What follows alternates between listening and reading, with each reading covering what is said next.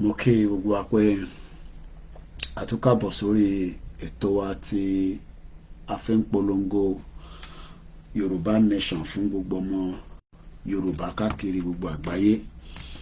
Mo kí wa pé èní a máa jẹ́ ọjọ́ 9 nínú oṣù kọkànlá ọdún 2023. Èmi ni Ọláyọmí Kóìkì tí gbogbo wa mọ̀ sí Kóìkì Media, níbi tí a máa ti ń fi ètò wa ta fi ń dánilẹ́kọ̀ọ́, ta fi ń sọ pàtó ìdí tí ìran Yorùbá gbọ́dọ̀ kúrò nínú Nàìjíríà. Àmọ́ ká tó kúrò, ọ̀pọ̀lọpọ̀ iṣẹ́ campaign awareness òun ni a máa ń bára wa sọ. Ní ọ̀sán yìí a tún máa bẹ̀rẹ̀ níbi tí agbede àti ibo là ń lọ lórí ètò Yorùbá Nation campaign. Kí ló ń pè ní movement, àti pé tá bá sọ pé movement kí ni wọ́n ń pè bẹ́ẹ̀.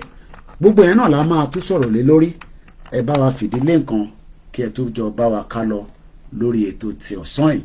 Lẹ́ẹ̀kan sí i, mo kí wa pé ẹ káàsán, ẹ káàbọ̀ sórí Yorùbá Nation program tí a mọ̀ sí Kóìkì Media. Mo kí bàbá wa Professor Adébánjí Akíntóyè, mo kí bàbá wa Chief Bánjí Ayélóge, mo kí gbogbo ẹ̀yin àgbàlagbà tó ń bẹ nílé àtẹ̀yin tẹ́ bẹ níta pé ẹ káàbọ̀ sórí ètò náà. Ẹ máa bá wa ká lọ lórí ètò ti tọ̀sán yìí. Kí la fẹ́ sọ̀rọ̀ lé lórí ìyẹn ti ọ̀sán yìí?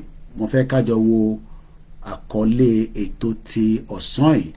Èyí tá fẹ́ sọ̀rọ̀ lé lórí òun náà ni gbogbo ohun tí ẹ ká mọ̀ àti gbogbo ohun tí àìtí mọ̀ tẹ́lẹ̀ náà lórí ọ̀rọ̀ Yorùbá Nation. Everything you need to know about our movement, no going back 100% nìyẹn. Yorùbá Nation awareness campaign kò ń ṣiṣẹ́ ọjọ́ kan, kò ń ṣiṣẹ́ ọjọ́ méjì, kò ń ṣiṣẹ́ oṣù kan. It is a continuous program títí tá máa fi dé ibi tí à ń lọ. Kò dẹ̀ gbọ́dọ̀ sọ ẹnì kankan nu wa, kò gbọ́dọ̀ rẹ̀ wá, nítorí pé nígbà tá a bá dé ibi tá à ń lọ tán, gbogbo wa náà lájọ máa ṣe kíni, lájọ máa jàǹfààní ẹ̀. Lẹ́ẹ̀kan sí ẹ káàbọ̀ sórí ètò. Kóìkì Media, we're bringing the world closer to your doorstep.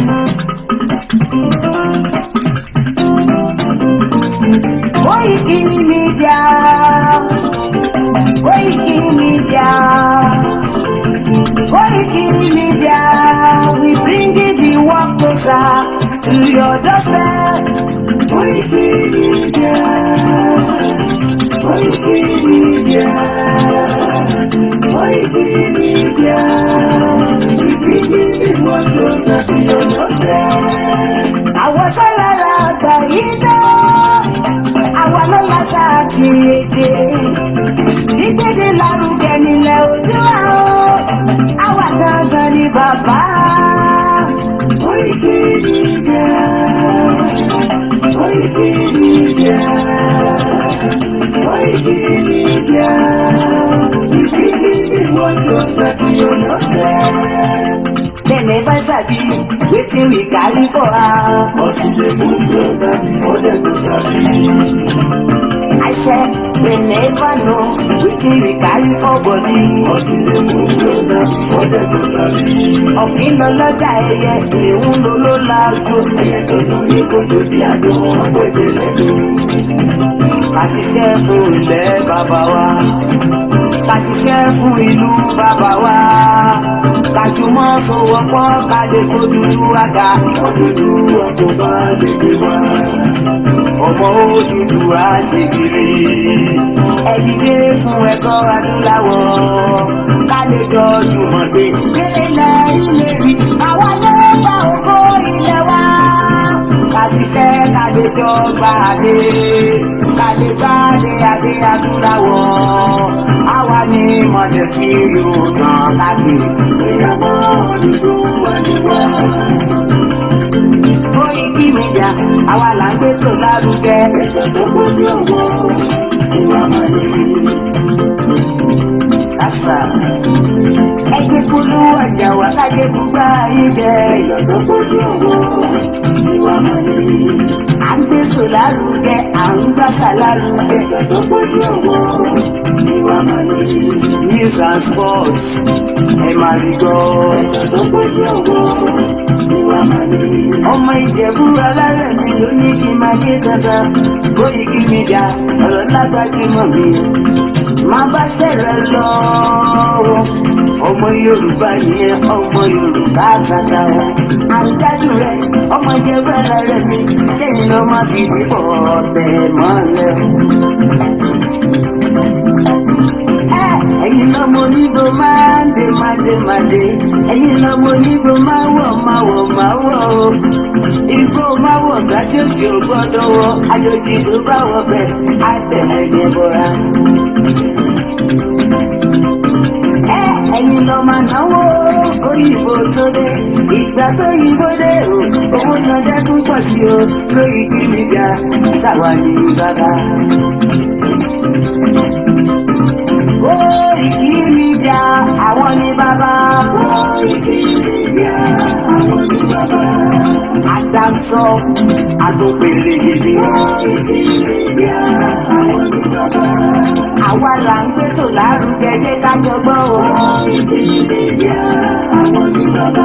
Àtúnjà fẹ́tọ̀ ilẹ̀ wa fẹ́tọ̀ ilẹ̀ Yorùbá. Koiki Media àwọn ní bàbá. ọmọ Olúwa ni wá o kọ́kọ́. Ikú tó ṣe bí lébi òsì àdìmú bàbá yọ. We bring you one closer to your doorstep. Afẹ́fẹ́ tó fẹ́ òòlù kan ní kò lára ni. Àgbèrè gèdè Olódùmarè ló fún wa ṣe. Gbogbo ayé ẹ̀gbọ́n àwa ní bàbá o. Ẹ máa bọ̀ wá ẹgbẹ́ polówó ọjà ni wá o. Òtútù alágbèdá ní òtítọ́ lágbèdá ní. Àti sọ́dalẹ̀ àti foníkèéta. Àgọ́kọ́ àgọ́kẹ́rẹ́gẹ́dẹ́. Koiki Media we bring you one closer to your doorstep. Koiki Media is around. Is around o. Ladies and gentlemen, ẹnu kalẹ̀ sílẹ̀, ẹ̀jẹ̀ tí ẹ̀kọ́ ètò tó kojú gbogbo. Ladies and gentlemen, ẹnu kalẹ̀ sílẹ̀, ẹ̀jẹ̀ tí ẹ̀kọ́ ètò tó kojú gbogbo. Koiki Media is around. Koiki Media. lẹ́ẹ̀kan sí mo tún kí gbogbo wa pé aago méjì ló fẹ́ lọ lò ní London níbi tí èmi ti ń gbé ètò tèmi wá. Mo kí gbogbo Yorùbá lẹ́ẹ̀kan sí mo kí gbogbo ọmọ Yorùbá. A máa ń dúpẹ́ lọ́wọ́ gbogbo ẹ̀yin ọmọ Yorùbá tí ẹ dúró tì wá nítorí pé tí ẹ̀yin ò bá sí níbẹ̀ kò sí ní táwa lè ṣe. A dúpẹ́ nítorí pé kí ni à ń tẹ̀síwájú lórí pé a fẹ́ gba Yorùbá nation. Mo kí mọ̀lẹ́bí mi, mo kí gbogbo ọmọ Yorùbá, mo kí ọmọdé, mo kí àgbàlagbà. Èmi á máa sọ pé 869 new subscriber on Koiki Media last month. That means we made extra 300 from the previous month. We are not doing bad. Mo kí gbogbo èyí tí ẹ̀ ń wo ètò wa ní live, èyí tẹ́ ń tún wò, èyí tẹ́ ń bá wa pín, èyí tẹ́ ń jẹ́ kó rìn lọ sí gbogbo ibi tó yẹ kó rìn dé. I can also confirm that we had about 354,000 new views láwọn tó wo fídíò wa. We also had 2.1 million more minute watch the last month. That is very, very impressive. I hit the target yẹn tó. I want to be saying 10 million watch. I want to see 1 million new views. And I want to see more subscriber. That means pé àwọn èèyàn ṣì ń wá wa wọ́n kàn mọ́ bí tá a wà ní. Gbogbo wa tá a bá ń sọ fún yín pé ẹ follow gbogbo platforms wa so that a bá go live lórí platform kan automatically ẹ mọ̀ kẹ́ má kàn jókòó sójú kan bí omi adágún tí Nàìjíríà jẹ́. Ẹ̀yin náà ẹ máa bá wa move, ẹ máa fi sẹ́gbẹ̀ẹ́, ẹ fi sọ́tún so that kẹ́ lè mọ bí tá à ń lọ. Network wa kò ń ṣẹyọ kan. We are streaming on many platforms and we are trying our best to reach as many Yoruba community. In tí mo fẹ́ sọ̀rọ̀ lé lónìí gbogbo tó ń lọ láàrin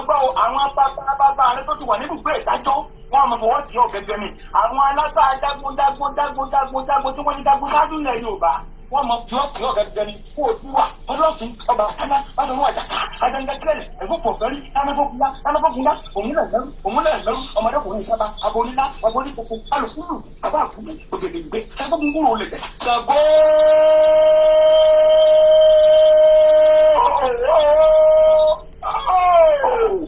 gbọ́dọ̀ sẹ́yìn ọmọdé yẹn mọ́ ń bọ̀ Ṣàngó tí mọ́ ògùn làyà wáyé náà ọmọdé yẹn mọ́ ìgbọ́wọ́ ìfàǹpolo sí gbẹ̀tugbẹ̀tu tiẹ̀ ṣe ọ̀gbárùgbọ́dárúgbó onúgbọ́dọ̀ rẹ̀ tó ògùn làyà ọ̀sẹ̀ pẹ̀yìn rí kẹ́ni ẹ̀ máa ń dè bàbá rẹ lọ òrùkàtàrí bàbá kẹ́ni ẹ̀ máa ń dè bàbá rẹ lọ alárúgbó parúmọ́ Sunday ọmọdé yẹn mọ́ ní oṣù olùkọ́ ní gbangba Sunday ọmọdé yẹn mọ́ ó ti dìbò kóòdù ó ti wà lókè ẹni ẹ bá ní ọjà kọ́kọ́ máa kú ni máa gbọ́ ọ sórí má bẹ̀rù ọ̀tẹ̀ mọ́ ó rí ní gbogbo fùlùfùlù labalábá tí wọ́n ń dìbò lẹ́kùn Sunday ọmọdé ẹmọ Ìgbòho sà ó rí bí wọ́n ti ń wo sọ àkísà máa gbọ́ ọ jẹ́ gbogbo ọmọ Yorùbá àtàtà tó bá lóye àkọ́dá ayé ọgbọ́ ọmọ Adéyẹmọ ní ẹja fọwọ́tì yìí bèbí tó lápẹ̀rẹ̀ ẹja fọ tẹ́lẹ̀ èmi tún ẹ̀wọ̀ mi kò lè gbé wa lóde kankan fa àkọ́dá ayé ọgbọ́ ẹja kan ọ̀pọ̀ ká di ẹni tó lọ́wọ́ pàṣẹ ńlá rúgẹ́ ni ẹ máa gbọ́ wọn yín bọ́ yẹn sẹ́wọ́n lọ fara wọn ní igi igbó sórí pọ̀ wọ́n dìgbẹ́ ẹ̀rí ni àwọn àgbàlagbà wọ́n ní bí orí bá dúró tọrùn inú déyìn ọ̀tọ̀ọ̀tọ̀ gan ni Sunday ọmọ Adéyẹmọ yéé bàbá ọjọ́ òní ọjọ́ burúkú tó lápẹ̀rẹ̀ ní ṣùgbọ́n àwọn tí wọ́n ṣerú ẹ̀ wọn ò lè mú jẹ́ ẹ̀ má ṣe pé ṣùgbọ́n nu rẹ̀ gbogbo nǹkan ọba tó ń sọ nípa ní abọ́ ìmọ̀lẹ̀ thank you àrùn ọ̀rọ̀ mọ́ gbogbo nǹkan ọba tó ń jẹ́ àrùn ọ̀rọ̀ mọ́ àwọn tó mú kọ́dọ̀ ò ná wáyé má ṣe pé o ṣùgbọ́n má jẹnu rẹ̀ ó gbófo gbogbo nǹkan ọba pátápátá àrùn ní ọmọ ọ̀rọ̀ mọ́ orí bẹ́ẹ̀ wọ́n mọ fègísè lọ́lé wa kì í ṣe é mọ̀ wọ́n lè bí ilé wípé ìdálọ́pọ̀rin ìwòtọ́ lápẹ̀rẹ̀ lápẹ́jà ní tàmẹ́dọ́ ní ìmọ̀lẹ́ akéwìrì ọmọ wọn ló gbọmọ̀ sọ àkílété mo bọ́lúwa mi dúpẹ́ mọ́ kẹrù àgbà. mo kí gbogbo alẹ́ nǹkan sí 2 minutes past 2 p.m. local time in London. As we now get into the program, we will kickstart with the anthem. The whole focus today is about everything we need to know, and the links, the website, and so much information lórí Yoruba Nation. That is where I want to concentrate the topic on, and I hope you're going to enjoy the program.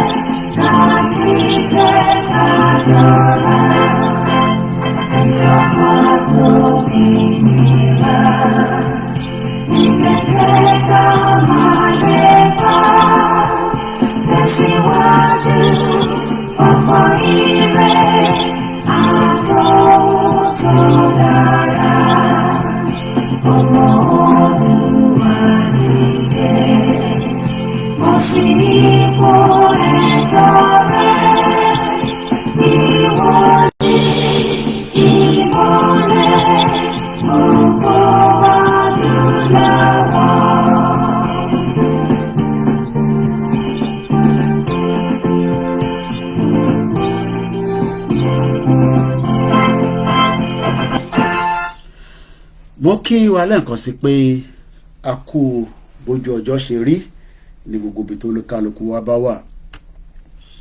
Gbogbo ọmọ Yorùbá ni a fi bá sọ̀rọ̀ ní èní níbi tí olúkálukú wa bá ń bẹ, nítorí pé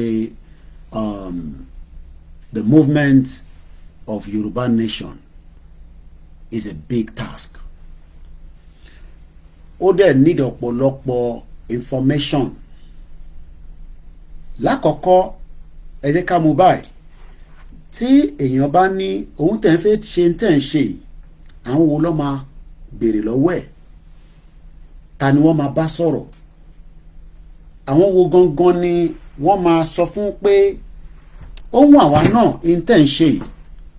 Àbí àwọn wo gangan ni wọ́n lè béèrè enquiries? Bí a torí pé ọ̀pọ̀lọpọ̀ àwa tí à ń gbé ní civilized world, ó gbọ́dọ̀ ní èèyàn kan tí tó bá ń wá nǹkan kan tó máa reach out sí, and that is where ọ̀pọ̀lọpọ̀ ọmọ Yorùbá they are becoming concerned, nítorí pé wọ́n náwọn ọmọ ta làwọn máa bá sọ̀rọ̀ gan. We have so many groups, many groups la ní tó pọ̀, and they are operating within their capacity. But ó ṣe kókó, ó ṣe pàtàkì ní ìwọ̀nba information ta ní, we continue to share those information out. Lákọ̀ọ́kọ́, ẹni tó ń darí wa tí à ń tẹ̀lé gẹ́gẹ́ bí the leader of the Yorùbá nation tagbedani àwọn náà ni bàbá wa Professor Adébánjí Akíntóyè. Àwọn nìkan ni leader fún Yorùbá nation. Gbogbo ẹnu mo fi sọ. Ṣàwárí gbogbo group tó kù tolúkálukú sẹ́tọ̀ tí kò bá ń ṣe pé bàbá Akíntóyè jáde pé a gbé Yorùbá nation dání, probability wà pé àwọn group yẹn náà ní set up fún tó ń ṣe lénìí. So látara bàbá Akíntóyè ní ọ̀pọ̀lọpọ̀ group náà fi jáde. Kò bá jẹ́ YOV tí Ìbà Gani Adams gbé dání, tó Ìbà Gani Adams ṣe Yorùbá nation tẹ́lẹ̀. Nígbà tí bàbá Akíntóyè gbé Yorùbá nation wá làwọn náà set up YOV tó dẹ̀ ń ṣiṣẹ́. The same thing pẹ̀lú Global Directorate. Global Directorate was not there before. Lẹ́yìn pé Yorùbá nation campaign ariwo ẹ̀ dé làwọn náà sọ pé ẹja gbé Global Directorate jáde. And you might also tell me some other names as well. So lẹ́ni à ń dúpẹ́ fún Professor Banji Akíntóyè pé wọ́n tẹ̀ ṣí gbogbo wa lọ́kàn pé kátẹ̀ lọ́ máa set up platform nítorí ìrìn àjò yìí, and it is a good thing. Kò bá jẹ́ mẹ́ta la ní, kò bá jẹ́ mẹ́rin la ní, kò bá jẹ́ mẹ́fà la ní. There is so many groups. Tẹ́lẹ̀ in tí ọmọ Yorùbá máa ń set up ni pé wọ́n máa ń set up Yorùbá social or Yoruba groups, but and link ẹ̀mọ́ Nigeria, that is about some 10, 20, 30 years ago. Ẹ máa gbọ́ ẹgbẹ́ ọmọ Oòduà ìníkan Nigeria, Yoruba community in a, I'm sure you know what I'm trying to say there. But pé a gbé Yoruba nation dání tó wà organic, it was after Baba Akíntóyè jáde pé Yoruba nation ní ká máa polongo fún gbogbo ọmọ aráyé pàfẹ́. But today a ṣe ní ọ̀pọ̀lọpọ̀ ọmọ Yorùbá tó ní tí gbogbo wa náà ṣì wà láàrin wọn in different association but within the Nigerian context. So if taban sọ pé a fẹ́ Yorùbá nation nísìn, the first key òun ni pé communication, the media and the information portal ó ṣe pàtàkì, ó ṣe kókó. Mo send email kan jáde ní àárọ̀ yìí sí organization kan nítorí pé mo ní problem pẹ̀lú apps wọn. Within the period tí mo send email yẹn, which I have in front of me right now, I'm not going to tell the name of the organization, but I started communicating with them just this morning at about 11:42 a.m. And that's almost 1, 2, 3, that's about almost 4 hours ago. I can confirm that they've resolved my problem. Mo de kúrò nínú ilé mi. Kódà wọ́n tún bi mí pé, can you please tell us about your experience? How satisfied were you with your interaction? Mo ní I am satisfied. Number 5. Ìbéèrè tí mo fẹ́ béèrè ni pé nínú Yorùbá nation tíbi tá bá dé nísìn, how satisfied are you? Ìyẹn gbogbo àwa tá jọ ń ṣe Yorùbá nation. How satisfied are you? And I'll also use between 1 to 5. 1, I am unsatisfied. 2, kí ni 2 yẹn? I just want to see what they wrote there. 2, 1, I am unsatisfied. 2, 3, 4, but 5, I am satisfied. If it's in the comment section. How satisfied are you látọdún mẹ́ta tàti gbé Yorùbá nation yìí dání? Because ó dá ká máa get the feedback náà is part of the movement. Nítorí pé lára feedback ni a máa fi lè sọ pé eléyìí dá, eléyìí ò dá, ọ̀nà báyìí ni, ọ̀nà báyìí kọ́.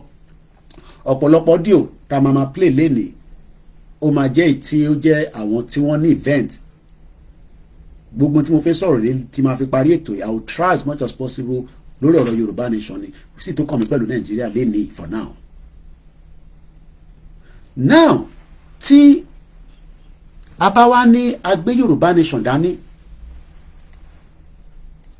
we need the driver and we need the passenger. But nínú driver yẹn we also need a lot of people to keep it going. Nítorí pé tí àwa kan ò bá ṣe tá à ń dúró pé èèyàn kan máa ṣe ǹjẹ́ ní tá à ń máa ṣe yẹn náà tóun náà bá ṣe ń kọ́.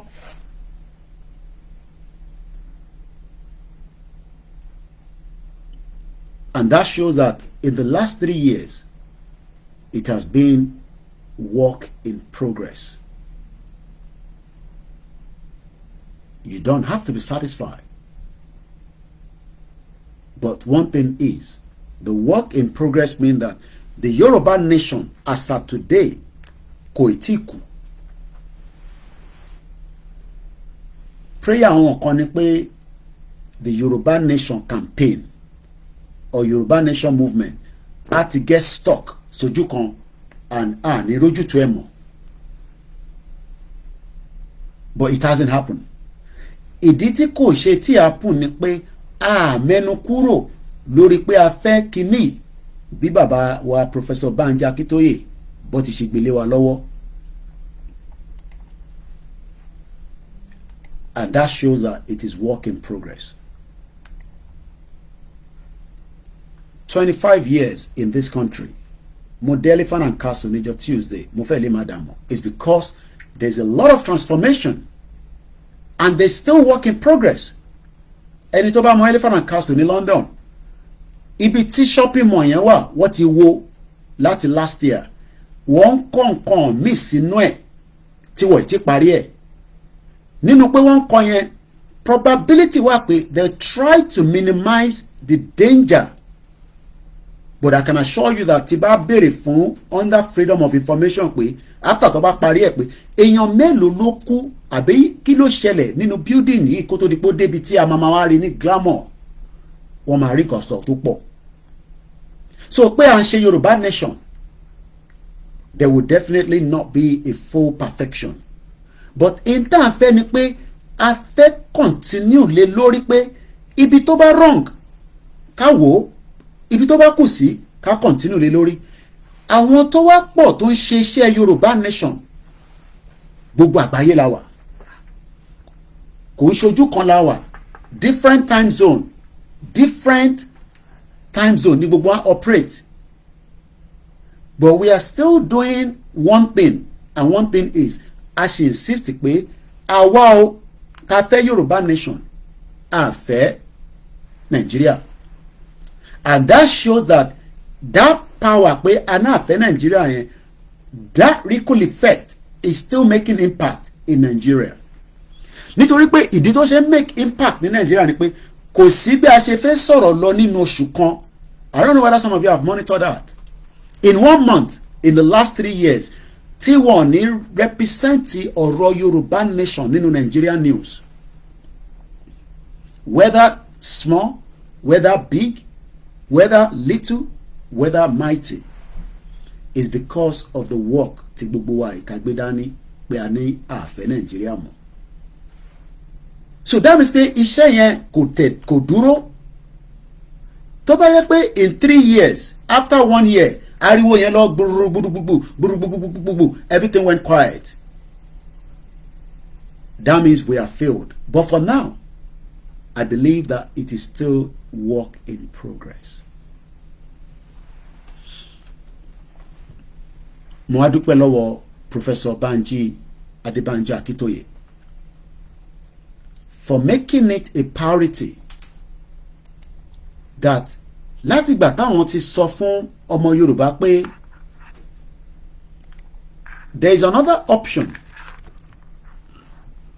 that we should think of against the one tí wọ́n ń lò ní Nigeria lọ́wọ́lọ́wọ́ nísìn. And what is that option? The option that the Yoruba people can exit Nigeria. And that has been a very powerful option till date. And that option, Ashinrilo, títí di wákàtí. Let's start with this. Mo kí ọmọdé lẹ́ẹ̀kan sí, mo kí àgbàlagbà, mo kí gbogbo wa pé ẹ káàbọ̀ sórí ètò ní ibi tí a ti fi dára wa lẹ́kọ̀ọ́ lórí ìrìn àjò Yorùbá Nation campaign. Màá ṣàlàyé fún wa kí ni wọ́n ń pè ní movement. Ṣéjọ́ kan ni movement, ṣéjọ́ méjì ni, ṣéjọ́ mẹ́ta ni, ṣéjọ́ márùn-ún ni, ṣọ́dún kan ni, ṣọ́dún kẹfà ni. But in term ni pé nǹkan kan kọ́kọ́ trigger movement yẹn tó fi di pé gbogbo wa ń jókòó yìí. Tẹ́ bá káàkiri gbogbo social media lénìí in tí olúkálukú ń sọ̀rọ̀ lé lórí in their own capacity ó yàtọ̀ sí táwa tá gbé Yorùbá Nation campaign dání sọ. Àwọn kan sọ̀rọ̀ nípa church, àwọn kan sọ̀rọ̀ nípa charity, NGO. Different people are saying different things. But in 3 years, our Yoruba campaigner, we have insisted that Yoruba Nation yẹn will be 80% of our conversation. And that has been going on for the last 3 years. Ìdí tó dẹ̀ ṣe ń go on ni pé because we refuse to move our eyes from the ball. We refuse not to be told that kò possible. We knew that it would be a lot of hard work. And that hard work will mean that some of us will work tirelessly. I'm just trying to get a video up. Bear with me.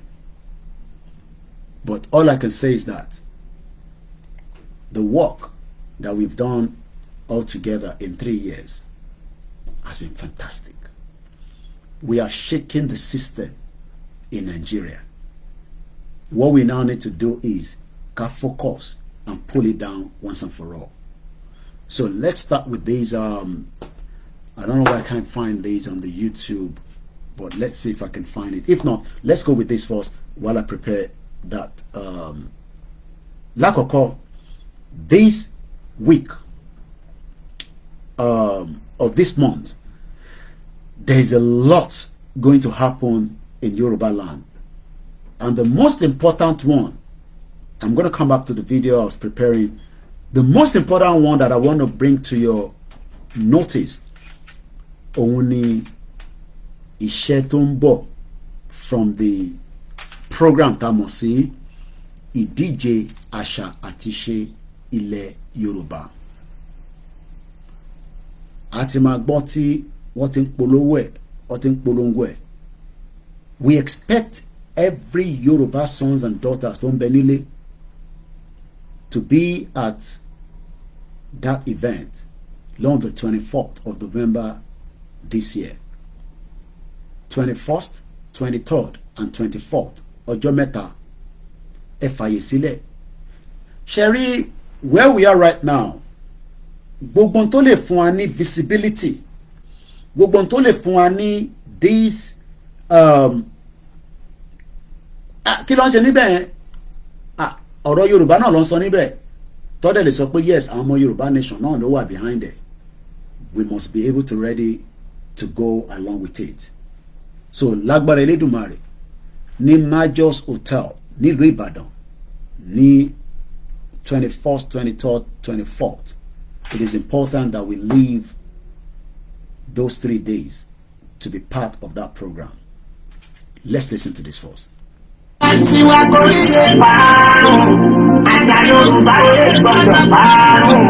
YNSS board of trustees lẹ́sọ̀ nípa wa òyìnbí àṣà wa. Bẹ́ẹ̀ni àṣà àtìṣe wa ò ní parun láíláí. Ní èyí tí YNSS board of trustees ṣe ń ṣonígbọ̀wọ́. Eré ìdíje àṣà àtìṣe Yorùbá nípínlẹ̀ mẹ́jọ. Ìpínlẹ̀ Kogi, Kwara, Èkó, Ọ̀ṣun, Oǹdó, Èkìtì, Ọ̀yọ́ àti ìpínlẹ̀ Ògùn. Láwọn ìpínlẹ̀ tí ìdíje bí ayò ọlọ́pọ́n, ìjàkadì, ijó ìbílẹ̀, ìdíje ẹwà àti bẹ́ẹ̀ bẹ́ẹ̀ lọ yóò ti máa wáyé. Látọjọ́ Monday, November 6, 2023 títí di November 13, 2023 2023 ní final audition máa wáyé láwọn ìpínlẹ̀ wọ̀nyí láti yan àwọn tó gbèrègede láti ṣojú ìpínlẹ̀ kọ̀ọ̀kan nínú ìdíje àṣekágbá tí a wáyé ní Muajas Hotel nìbàdàn November 21 l'arrival day. ìdíje a wáyé ní November 22 títí di November 24 ní Muajas Hotel nílùú Ìbàdàn. ẹni sọ lẹ́nu sàpò ìyàpọ̀ odò tó bá gbàgbé orí ṣíṣe tán láti parun ní ẹ̀já àjọ gbárùkù tìdíje àṣà àtúnṣe ilẹ̀ Yorùbá tẹlẹ́kùn jẹkùn yìí. fún ẹ̀kúnrẹ́rẹ́ àlàyé tàbí ẹ fẹ́ ṣonígbọ̀wọ́ tàbólùrànlọ́wọ́ ẹ lè kàn sí Mr. Wasiu Àìná lórí +134 7500 9472 Ajia Queen Ara +447 946 313 160 Mrs. Roslyn +141 699 22189 tàbí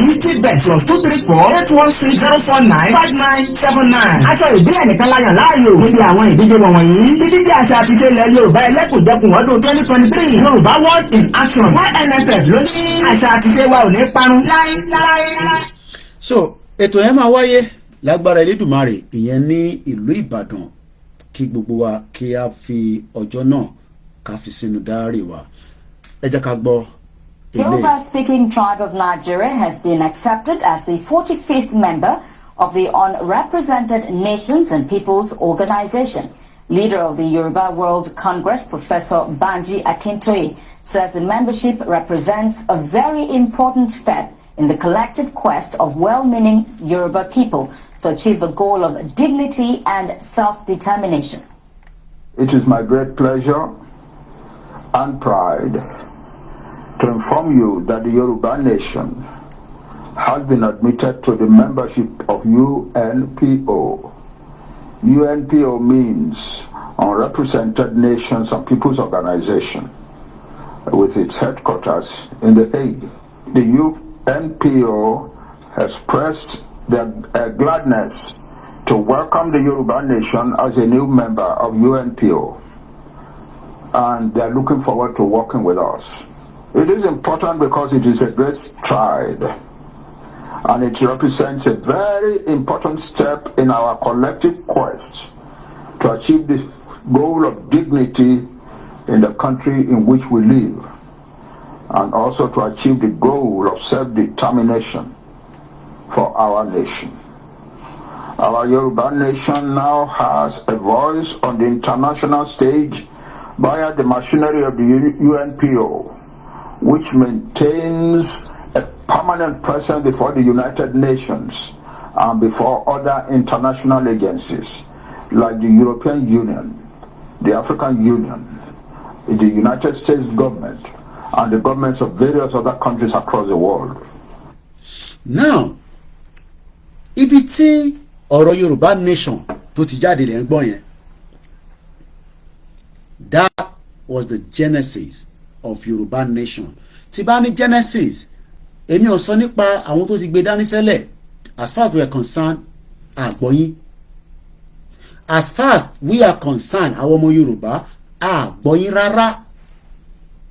Ẹ lè máa pariwo, ẹ lè máa sọ. But nígbà tí bàbá wa Professor Adébánjí Akíntóyè tí ọ̀pọ̀lọpọ̀ wá rí fídíò yìí, then we knew that there is another way out of Nigeria. Ìyẹn mi pé àwọn tó ti ṣe Yorùbá nation campaign tẹ́lẹ̀ rí, we knock them out.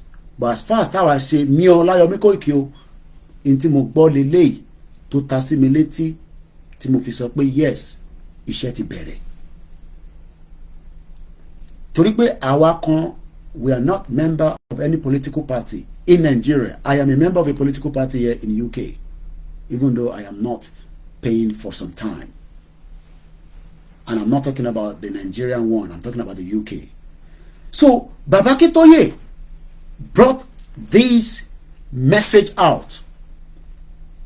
Wọ́n gbé message yẹn jáde fún wa, and we took it on board, and we all drive it in different capacity.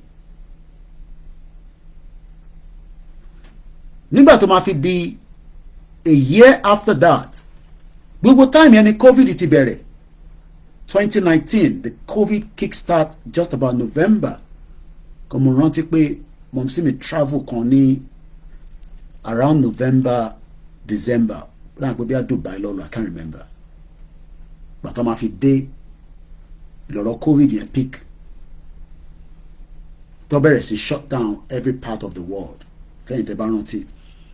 So the intention was wọ́n máa travel lọ fún the UNPO láti lọ ṣe presentation Yorùbá Nation níbẹ̀, but that was done on the Zoom. I'm sure gbogbo wa ti rí video yẹn, we don't have to play that. But nígbà tó máa fi di August 3rd 2020, on the website of the Unrepresented Nations and People Organization tá a mọ̀ sí UNPO, kò kí n ṣe United Nations no. UNPO stand for the Unrepresented People. Àwa ní number 45. That means pé àwọn ìlú kan náà wà before wa 1 2 3 4 5 6 7 8 9 10 11 12 13 14 15 16 17 18 19 20 21 22 22 23 24 25 26 27 28 29 30 31 32 33 34 35 36 37 38 39 40 41 42 43 44 45. So before our register, there are 44 countries tó wà lábẹ́ UNPO. So that means pé organization kan tó ní a bit of respect lágbàáyé ni, even though àwọn kan sọ fún wa nígbà yẹn pé UNPO yẹn kò ń ṣe nǹkan kan, kí ni UNPO wà fún, kí la fẹ́ fi ṣe, but in tí kò yí ọ̀pọ̀lọpọ̀ ni pé a fẹ́ kúrò nínú ìlú kan. Ó dàbí mo ń try láti wo Koiki Media. Kí lẹ rò pé mo ṣe lọ sásábẹ́ National Union of Journalists? Kò ń ṣe torí Yorùbá Nation, because I have been a member of the National Union of Journalists before Yorùbá Nation. I have been a member. Tí mo ti ń participate, tí mo ti ń lọ sí meeting, tí mo ti ń ṣe so much. This is my own press card tí mo ṣe fún àwọn ọmọ mi náà as far back as 2015 láti ní press card as an organization that is registered in UK. But àwọn kankan wà tó bá dé stage kan tí ìwọ náà fẹ́ make sure pé there is protection for you, then I decided láti lọ affiliate mọ́ union. Mo kàn fẹ́ ṣàlàyé fún àwọn tí wọ́n ní UNPO yẹn kò ń ṣe nǹkan kan, kí lẹ fẹ́ fi ṣe, kò mean anything, kò ń ṣe United Nations now and all that. I decided to register Koiki Media under a bigger platform tá à ń pè ní the National Union of Journalists. Ṣó mọ reason why tí mo ṣe bẹ́ẹ̀? Nítorí pé mo mọ capacity iṣẹ́ tí journalist ń ṣe. Kó má di pé Yorùbá Nation tá gbé dání, mo kàn link méjèèjì kó lè bá yé wa. Kó má di pé jọ́kan máa wà nígbà tá à ń bá campaign lọ nínú Nàìjíríà wọ́n kàn kí wa mọ́lẹ̀, even though ó ti ṣẹlẹ̀ bẹ́ẹ̀. The UNPO gangan tí ẹ̀ ń rí yẹn is a body tó ń represent gbogbo àwọn ẹ̀yà tó ń bẹ nínú ìlú kan tí wọ́n ní territorial space tí wọ́n tó jẹ́ gẹ́gẹ́ bí indigenous people tí wọ́n ń sọ èdè tí wọ́n ní the same cultural affiliated together, because tá a bá ní gbogbo yẹn ẹ lè declare country, ẹ lè gba country. Ẹ kọ́kọ́ gbọ́dọ̀ jẹ́ ẹ̀yà, ẹ kọ́kọ́ gbọ́dọ̀ jẹ́ aní space tiwa tá à ń pè ní ilẹ̀ Yorùbá. Ìdí tó ṣe lọ gbé wa lọ sábẹ́ UNPO nìyẹn. So the UNPO is Unrepresented People Organization. So ẹ jẹ́ ká wo, I'm on the website now of the UNPO. Kódà bí ṣe ń bá ń sọ̀rọ̀ ní sí wọ́n ní application for new membership is now open. Nígbà tèmi náà máa apply fún NUJ, wọ́n máa ní submit àwọn dọ́kúmẹ́ǹtì kọ̀ọ̀kan láti confirm pé lótìtọ́ lódodo in tó péré ẹ pé o fẹ́ ṣe yẹn òun ló ń ṣe. Ṣọba why? Ṣọmọ pé tí bá lọ sí number 10 Downing Street, the moment tí bá ti dé bẹ́ẹ̀ wọ́n bí bó ṣe ń sọ wọ́n bí ọlọ́pàá dá kó ní mo ní right láti wọlé, nítorí pé wọ́n ti vet mi pẹ̀lú in tí mo gbé dé wá, tí wọ́n ní pé kó gbà lọ́wọ́ mi kó mu wọn nulẹ̀ kó lọ ṣe tó bá fẹ́ ṣe kó dẹ̀ padà pé welcome to number 10 Downing Street. Nítorí pé number 10 Downing Street yẹn kò ń ṣe fún caricature, kò ń ṣe fún bọ́lẹ̀ kájà media kò ń ṣe fẹ́ anybody ó gbọ́dọ̀ wà vetted. So Yorùbá nation tí bàbá Akíntóyè gbé lọ sí UNPO yẹn wọ́n mọ̀ pé ó máa ní impact tá lè fi communicate pẹ̀lú àgbáyé. Wọ́n mọ̀ pé ó máa ní impact just like mo fi ń fi mo ń fi media mi mo fi ń ṣàpèjúwe. So gbogbo tí mo ń ṣe lórí media mi tí èèyàn kan bá sọ pé kò tẹ́ wọn lọ́rùn lágbàáyé fún kan tí mo ń ṣe tó bá pè mí lẹ́jọ́ màá lọ sọ fún union nítorí pé union yẹn ní agbára. Wọ́n ní agbára nítorí pé àwọn dúró gẹ́gẹ́ bí the bigger platform fún ẹ̀tọ́ ọmọ ènìyàn bí irú àwa báyìí. Kò wá sí gbogbo ẹni tó bẹ kódà àwọn tó ń ṣiṣẹ́ pẹ̀lú BBC ó lè tún jẹ́ union lábẹ́ ilé without the BBC one torí pé BBC lè compromise yín, and I've seen that because I've attended the NUJ meeting and I've had journalists láti ọ̀dọ̀ BBC tí wọ́n marginalize wọn wọ́n promote wọn wọ́n promote dúdú níbẹ̀. It's a very very biased platform, but ọ̀pọ̀lọpọ̀ yín tẹ́ wà ń lé tẹ́ bá ti gbọ́ BBC Yorùbá BBC Yorùbá. BBC is the most biased broadcasting corporation in the world. But ẹ mọ̀ pé torí ẹni tó ń sọ Yorùbá nílé ó máa ń dùn mọ́ ẹ̀yin lẹ́nu pẹ̀lú mobile phone tó fi ń káàkiri. As at yesterday, I received these again from International Consortium of Investigative Journalists. Welcome to International Consortium of Investigative Journalists weekly newsletter. As at even though mo lè attend yẹn lánàá because ó connect pẹ̀lú studio Milano. Every week or every month a máa ń gba lẹ́tà láti NUJ. NUJ, dear Olayomi Koiki, you have been sent a link to the NUJ Learning Needs Survey for the NUJ Trade Union Training Program. This survey has been developed to find out how the NUJ reps and members, our èmi ni member, dàbí Bàbá Akíntóyè tó gbé wa lọ sí UNPO, àwa ni member UNPO. UNPO wá ní àwọn ètò tó jẹ́ pé nígbà tá a bá ti di member a lè lo platform yẹn láti fi bá àgbáyé sọ̀rọ̀. Working life has changed dramatically since the height of COVID-19. This survey has been developed as a response to the new ways in which many of you are now working and living. Again, the feedback from the survey will form the basis of the new trade union. Ìyẹn mo ṣe sọ pé from 1 to 5, ẹ̀yin náà fi sínú comment, how satisfied are you with Yoruba Nation? You don't have to be biased. If you're not satisfied, you're not satisfied. If you're satisfied, you're satisfied. But ẹ gbọ́dọ̀ mú ẹyọ kan from 1 to 5 lórí ètò tèmi ẹ fi sínú comment section. How satisfied are you? But mo fẹ́ kó máa rólọ́kàn wá pé tí wọ́n bá polongo Yoruba Nation from 2019, we are not likely to be sitting here and be talking Yoruba Nation. We are not likely because èmi ò rẹ́ni kankan tó gbé jáde tẹ́lẹ̀ rí.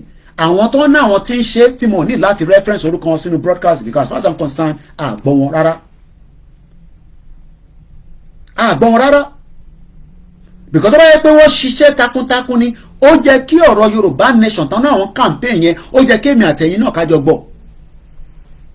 That shows that the leader tani tí a mọ̀ sí Bàbá Akíntóyè pẹ̀lú àwọn tíìmù wọn tọ́jọ́ gbé ètò yẹn tó fi dípọ́ dé UNPO because kò likely kò jẹ́ Bàbá Akíntóyè nìkan wọ́n máa láwọn tíìmù náà tọ́jọ́ wà lábẹ́ wọn. We should say thank you to them for first giving us the headway to start with. Èèyàn lè wá bẹ̀rẹ̀ kankan kó wá máa lọ through different direction, which is exactly what is happening now. Because in táwọn rí lórí Yorùbá Nation ní sí ni pé after tí àwọn ti set the pace, PACE, Bàbá Akíntóyè ti set the pace, olúkálukú náà wá ń lo tiẹ̀ nínú ẹ̀. Àwọn rí Global Directorate, a rí Yorùbá One Voice, a rí ẹgbẹ́ kínní kan, ẹgbẹ́ kínní kan, ẹgbẹ́ this, ẹgbẹ́ that. But none of them were there before. And if they're there before, they should come and tell us. None of them were there before. Because kò sẹ́ni kankan tó jáde tó fún wa pé ẹjẹ́ a máa ṣe Yorùbá Nation, òun gangan ló yẹ kó kàn. tí wọ́n ń sọ níjọ́ náà lọ́hùn tọ́dẹ̀ sì ń sọ lẹ́nìí àwọn kan ni pé wọ́n náà wọ́n fẹ́ restructure dẹ̀ kọ́ ni bàbá Akíntóyè gbé dání is two different things entirely. Bàbá Akíntóyè ò sọ̀rọ̀ restructure Nàìjíríà, bàbá yẹn ti pull out pé wọ́n fẹ́ restructure because wọ́n ní restructure ò lè work mọ́, it is too late. Ẹ̀ẹ́dẹ̀ máa gbọ́ tí bàbá mi ẹ̀gbọ́n mi dáadáa George Akínọlá sọ pé the restructure is just too late, kò lè work, it is too late. Anybody tó bá ṣì ń sọ̀rọ̀ restructure bí àwọn bàbá wa tí a gbọ́dọ̀ fi tọ̀wọ̀tọ̀wọ̀ máa ṣe máa kí wọn àwọn Afẹ́nifẹ́re, they are wasting their time. Bàbá Afẹ́nifẹ́re Táyọ̀ Adébánjọ is 95 years old. Kódà bàbá yẹn ó gbọ́dọ̀ máa gbé ẹsẹ̀ lé kọ̀ọ̀kan ni. So tá a bá ní àwọn ṣì ń sọ pé àwọn fẹ́ restructure lọ́nà tí wọ́n fẹ́ yẹn, it is not going to happen. Nítorí pé restructure yẹn ni wọ́n ti wà lórí ẹ̀, lọ́ ti wà lẹ́nu ẹ̀ pé wọ́n máa gbà á tí wọ́n dẹ̀ fi ń tàn wọ́n títí di wákàtí. Wọ́n mọ̀ pé restructure yẹn ò lè jáde, but orí restructure kan ni mo jókòó lé nísìn. À ń sọ̀rọ̀ nípa ibi tí ìrìn àjò ń dé àti ibi tó ń lọ. Mo ń bọ̀ lẹ́ẹ̀kan sí. Oòduà Progressive Union Maryland chapter is at it again.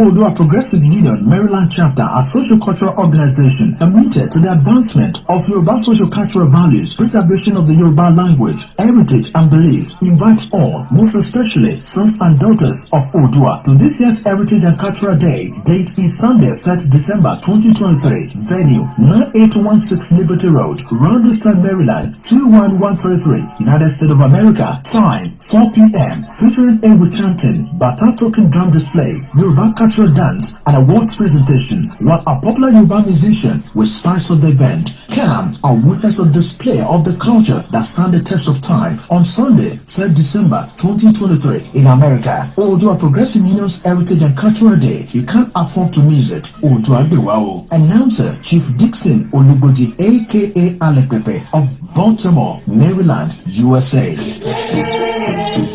Mo kí gbogbo apẹ ẹ káàbọ̀ sórí ètò padà náà. UNPO, the Unrepresented Nations and People Organizations, is an international movement. Mo fẹ́ kẹ́ bracket ọ̀rọ̀ yẹn. Kí la gbé dání? Kí la máa sọ tá bá ń sọ pé Yorùbá Nation now, Yorùbá Nation movement.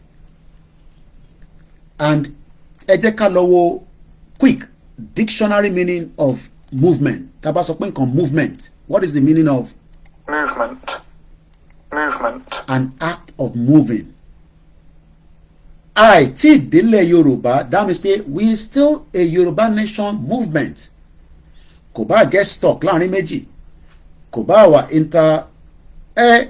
bá má jẹ́ kó wọlé sí lára. No, àjẹ́lá wa, báwo la ṣe máa mẹ́rin tó fi wọlé sí wa lára. Àtẹ̀ntò ní wọlé sí wa lára. It is very easy for you all to criticize and condemn. Àtayébáyé nìyẹn. Òun ló easy jù. Bá ṣe báyìí mo gbọ́ audio kan náà tí yàn kan send sí mi. Ṣé bó ṣe ń ṣe movement nìyẹn ni? Bó ṣe ń ṣe movement nìyẹn ni? And all that nonsense. Ìyẹn ló ṣe sọ lóyìnbó ṣe pé ní movement. An act of moving. A change or development. In tó ń tẹ̀síwájú, in tó ń rìn. Ó lè wá máa rìn bí ìgbín. Nítorí pé àwa tá a ṣe move ẹ̀ là ń jẹ́ kó rìn bí ìgbín. Nígbà tá a bá fẹ́ kó rìn dáadáa, à ń rìn dáadáa. Nígbà tá a bá fẹ́ slow it down, wá slow it down. But one thing is, it is called Yoruba Nation movement. Movement gangan ló yẹ ká máa pè. The Yoruba Nation movement. Kò wá ń ṣe political party lágbẹ́dá ni o. I've heard people say, kí Ìgbòho lọ register, ká lo nọ́mbà Ìgbòho yẹn. Mo ṣe bá lóye sọ̀rọ̀ tán just an hour ago. It's a privilege. And it is not for public consumption. Ìdí màá tí wọ́n bá jọ ń discuss. Mo ní kó máa kó wa wọnú ìgbẹ́, mo ń tẹ̀lé lọ. Torí pé is the voice of the Yoruba Nation movement. Voice olóyè tó máa fi ń sọ̀rọ̀, right? Tó bá yẹ pé Ìbà Gani Adams náà ń gbèrú voice yẹn jáde léraléra ni Nàìjíríà yẹn á ti pull down, but Ìbà Gani Adams ń lo ọgbọ́n àgbàlagbà àwọn rárá ń gbé wálẹ̀. táwa bá fi gbé lọ sókè àwọn ní ẹ̀yin ọmọ mi ẹ jẹ́ ká jọ máa tẹ̀ díẹ̀díẹ̀ and the reason for that is because yẹn kàn bí mí lẹ́nìí pé níbo ni position Ìbà Gani Adams lórí ọ̀rọ̀ Yorùbá nation movement, níbo ni position ni wọ́n wà.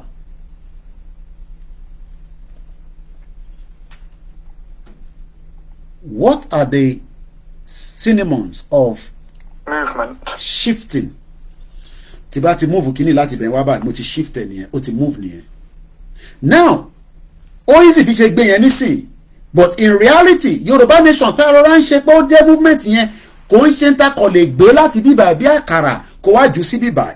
It involves a lot of movement, and that is why we are grateful to every platform, every organization.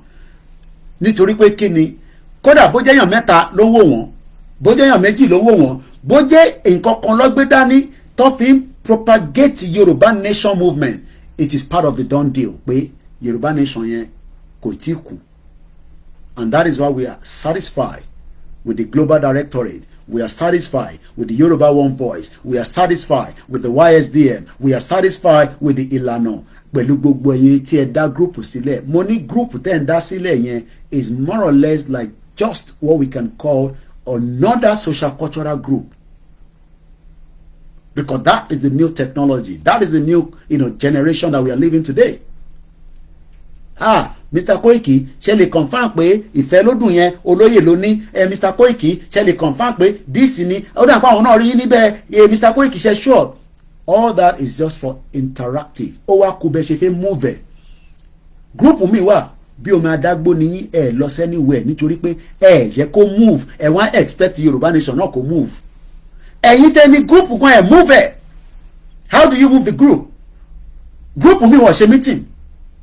Wọ́n kàn máa ń ju jàǹkárí wọ̀ sínú bẹ́ẹ̀ ni all the time.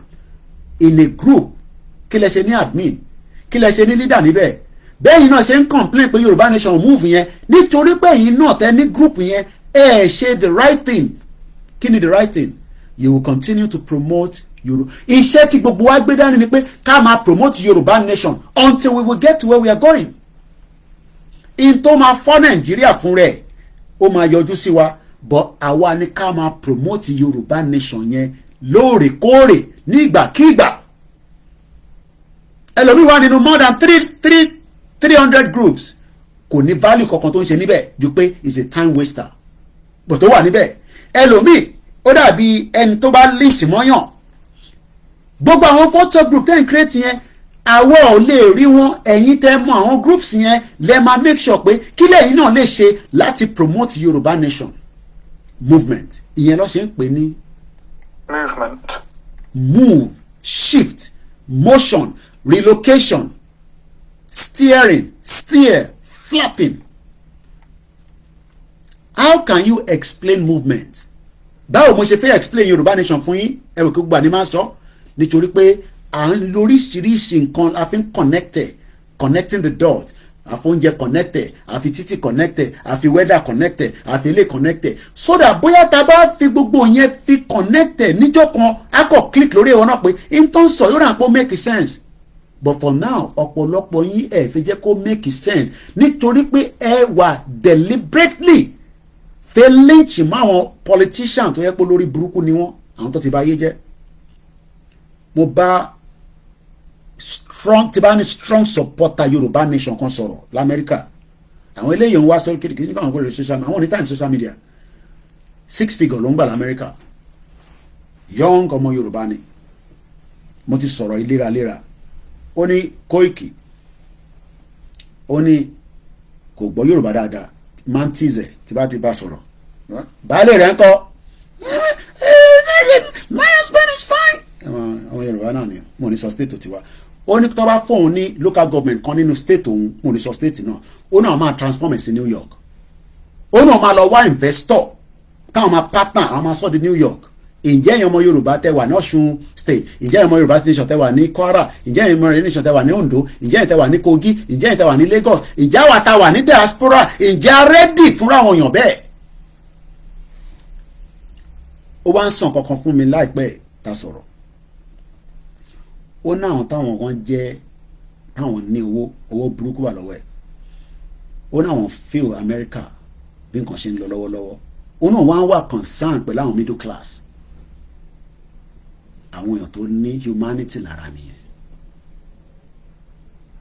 but ẹni tẹ́mi wá ń polongo movement fún kò mọ̀ pé torí pé àwọn kan tá à ń gbọ́ yìí àwọn kan ti rẹ́dì pé kọ́ púlà kúrò lamẹ́ríkà kọ́ máa bọ̀ nílẹ̀ Yorùbá bọ̀wọ́ lè wá pẹ̀lú the current state of situation tó wà nílé nísìnyí some of you don't know that kò ń ṣe kan wọ́pọ̀ bẹ́ẹ̀ àwọn ní time fún gbogbo social media kí n tàn ṣe yìí tó bá ti wò ó well done my brother ó lọ́n tiẹ̀ nìyẹn they are ready but ìyẹn la ṣe ń pè ní movement how can you explain movement báwo mo ṣe fẹ́ explain Yorùbá nation movement fáwọn èèyàn báwo ni world media ṣe fẹ́ explain báwo ni gbogbo ṣe fẹ́ explain ìyẹn ló ṣe ń sọ fún wa pé tó bá di December o ìyẹn ní London bí ẹ̀kẹ́yìn náà kẹ́ ṣe kí ni ẹ ṣe wá darapọ̀ mọ́ wa ẹja gbọ́ ilé mọ̀ padà bọ̀ lẹ́ẹ̀kan sí. àwọn ọmọ Yorùbá ayé wa tẹ́tẹ̀ pàmò lóru yẹ kó mọ̀ pẹ́ dá. torí ẹni tó bá kọ̀ tí ò dúpẹ́ orí ẹgbẹ̀fà. irú wọn ti bẹ́ gidi náà orí ẹgbẹ̀je níjọ. ìdí àti abárè tí àwọn Yorùbá UK Central fẹ́ parapọ̀ ṣàṣẹrò nínú ìmọ̀ ìjìnlẹ̀ wọn. tí wọ́n sì ya ọjọ́ kan àrà ọ̀tọ̀ sílẹ̀ fún ìdúpẹ́. lórí ibi àti bẹ̀rẹ̀ ibi abadé àti ibi tá ń lọ láìpẹ́. àkọ́kọ́ rú ẹ̀ tí àwọn èèkàn lókọlókọ ọmọ Yorùbá lágbàáyé yóò mọ parapọ̀ fún ọ̀dọ̀ kan sọ wípé Olúwa ó ṣe é. tá a sì tún máa láǹfààní láti máa pàdé àwọn olólùfẹ́ wa gbogbo. láwọn tí wọ́n jó nígbọ̀wọ́ fún ètò ìdúpẹ́ yìí. bẹ̀rẹ̀ látòrí Yorùbá UK Central Office fúnra lára wọn gan. tí wọ́n tó ní nǹkan là ń jọ ṣe. fún ìkí media tí wọ́n jágbẹnusọ fún Dr. Sunday Igboho Oòṣà. pẹ̀lú magazine ti ká lára rẹ̀. Dr. Sadi Talk Show. Sam Fortis FM. gbọ́ àpapọ̀ Yorùbá World Congress àti Yorùbá World Media lágbàáyé. ọjọ́ ọpẹ́ ọjọ́ àbámẹ́ta lẹ́yìn tó jọjọ́ kejì oṣù kejìlá ọdún tí a wà yìí. ní Abadasha Action College Heathrow side Heathrow London SE14 5SF UK 135 Pitt Road London SE14 5SF ni ó ti máa wáyé. bẹ̀rẹ̀ látago mẹ́ta ọ̀sán títí di agogo mẹ́wàá àṣálẹ́ UK time. ọ̀fẹ́ àti ìrọ̀rùn ní ètò jíjẹ mímu ọjọ́ náà mọ pọ́sí fún wa. táwọn sì ní gba kọ́bọ̀ lọ́wọ́ ẹnikẹ́ni fún owó ìwọlé. ó já sí wípé gbogbo ẹni tó bá fẹ́ wá sí ibi ètò ìgbà yìí lọ́jọ́ náà ó gbọ́dọ̀ gba tíkẹ́ẹ̀tì wọlé rẹ̀ lórí Eventbrite. lọ́kàtà bá ti tẹ First Yorùbá Community in UK Meet and Greet Thanksgiving. lọ́mọ láǹfààní àti forúkọ yín àti àwọn tó bá fẹ́ tẹ̀lé yín wá síbi ayẹyẹ yìí kalẹ̀ lọ́fẹ̀ẹ́. ẹ má gbàgbé wípé ètò tíkẹ́ẹ̀tì wa yìí dá lórí first come first serve. fún ẹ̀kúnrẹ́rẹ́ àlàyé síwájú sí i tàbí kẹ́yìn gábá nírànwọ́ tẹ́ ẹ fẹ́ ṣe fún wa. kí ètò yìí lè wáyé kódò kí gbọ́ngbọ́n kan sí i. bóyá yìí náà sì fẹ́ sọ kéèsì bísínẹ́sì tètò náà bá ń lọ lọ́wọ́lọ́wọ́. ẹ lè fàtẹ̀jíṣẹ́ sọ wá sí wa látòrí ímeèlì wa ecco@yukgb.org àbí kẹ́ pè wá lórí 073-671-52852. bákan náà ní ẹ lè pè 073-940-56266 tàbí kẹ́ pè 077-609-86460. ọjọ́ ìdúpẹ́ ọjọ́ ayọ̀ fún gbogbo ọmọ Yorùbá lágbàáyé. Yorùbá World Media ló kéde lórúkọ gbogbo ọmọ Yorùbá lágbàáyé. àwọn alájẹ kọjá sí olódodo.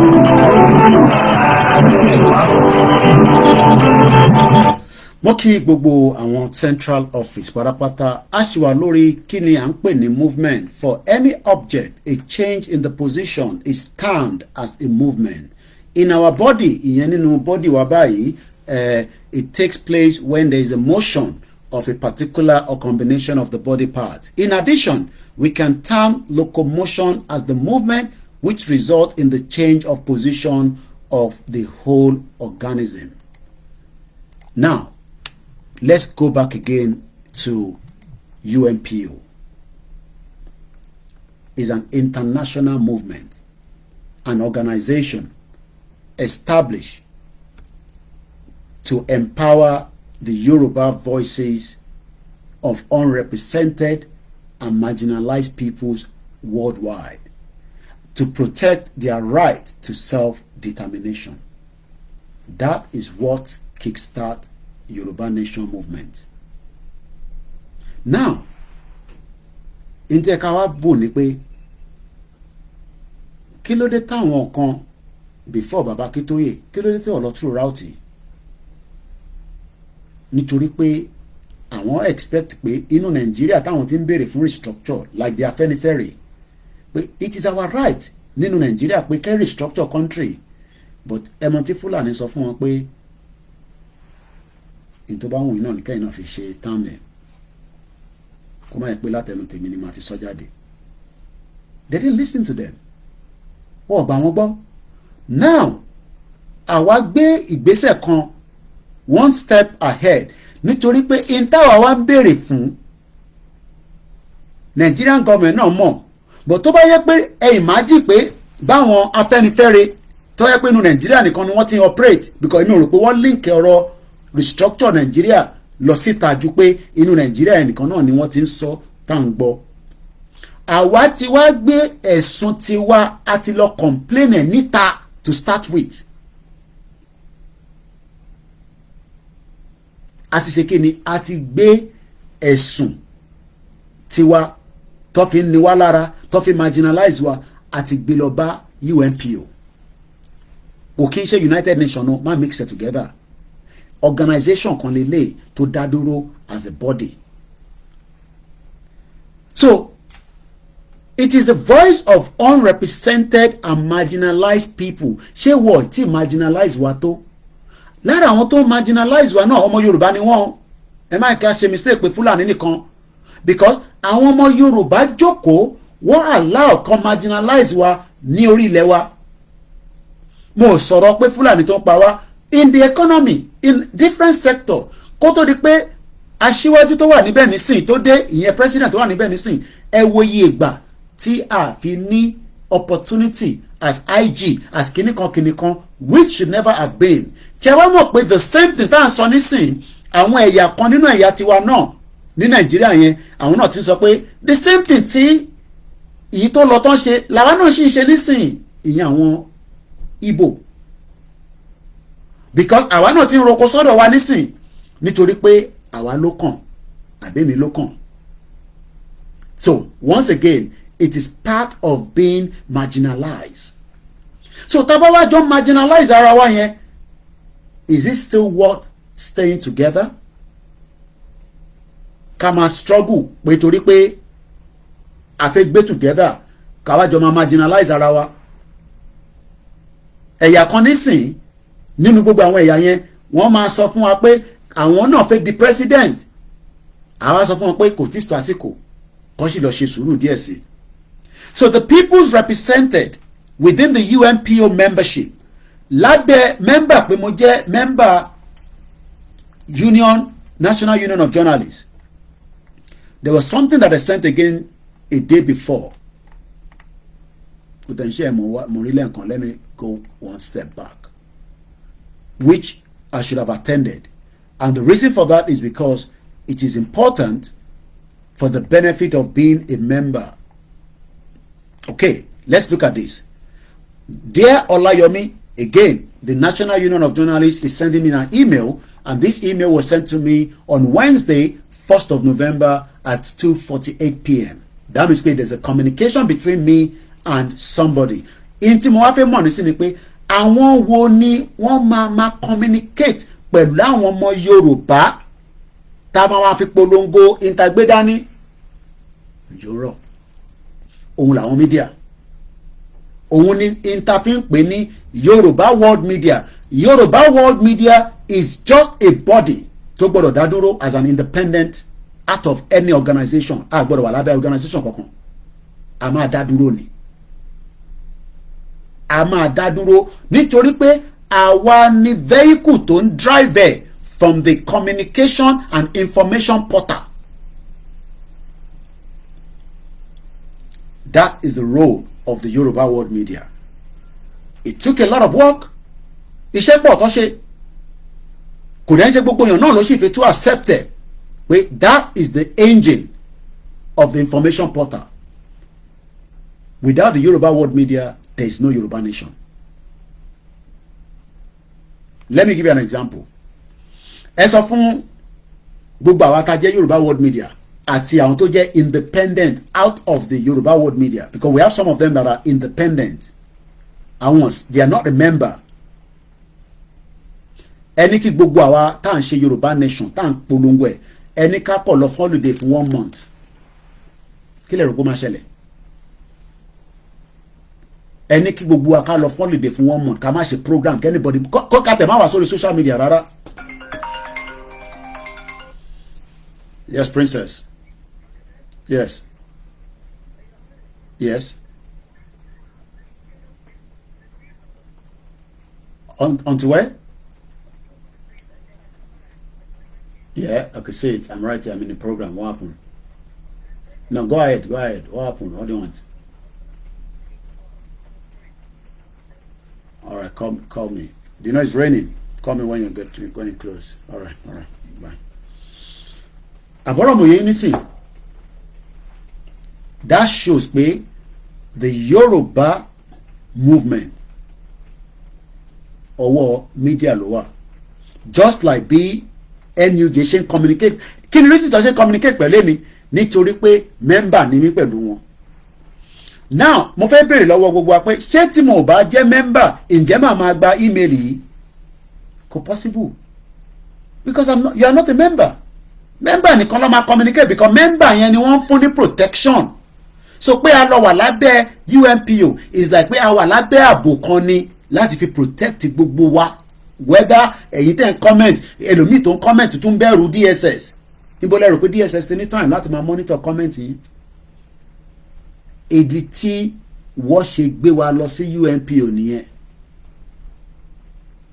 so that ká lè wà lábẹ́ shield, ká lè wà lábẹ́ ààbò.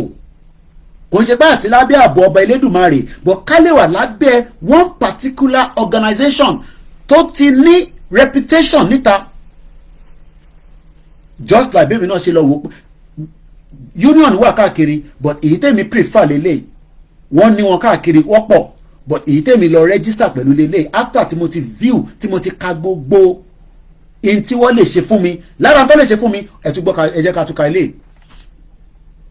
Dear Olayomi Koiki, on the eve of International Day to End Impunity for Crime Against Journalists, kí ni wọ́n ṣe fún wa lọ́wọ́lọ́wọ́ lẹ́ni tí bàbá Akíntóyè fi gbé wa lọ sábẹ́ UNPO? Because we are being marginalized and there's crime against humanity. Àwọn ọmọ Yorùbá as against NUJ sọ fún mi pé there's crime against journalists o, but àwọn wà ní bíbá láti protect yín. Tẹ́yìn náà bá ti sọ fún wa pé ó ṣeéṣe pé n tó ń ṣe yẹn, because irú èmi nísìn n tí mo ṣe journalist union ni wọ́n mọ tí mo ṣe, wọ́n mọ tí mo gbé dání as an activist. Àwọn táwọn náà jẹ́ journalist tó ti jẹ́ àwọn rep tó jẹ́ àwọn ọ̀gá wa, àwọn náà jẹ́ activist. Activist ò kì í ṣe iṣẹ́ tó jẹ́ criminal job, it is part of saving humanity. n tẹ́mi gbé dání nìyẹn. So wọ́n dẹ̀ mọ tó contain, wọ́n mọ tí ó lè ṣẹlẹ̀, wọ́n mọ ààbò tó lè fún mi tí wàhálà kan tó bá fẹ́ erupt. Ọlọ́run jẹ́ àrí wàhálà, but you prepare for everything. I'm prepared for everything ni bàbá Akíntóyè ṣe gbé wa lọ sábẹ́ UNPO. So that anything bá ṣẹlẹ̀, just like we have seen pẹ̀lú olóyè, just like we have seen pẹ̀lú àwọn ọmọ wa kankan, they will always say kí ni wọ́n ṣe?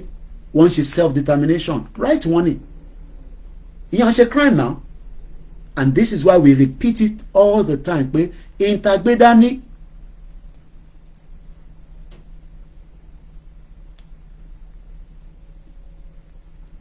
it is not a criminal offense. On the eve of International Day to End Impunity for Crimes Against Journalists, the National Union of Journalists has renewed its steadfast commitment to eradicating the targeting and killing of journalists worldwide. Just like UNPO would not sit back and continue while we are being marginalized, láti lọ register sábẹ́ wọn.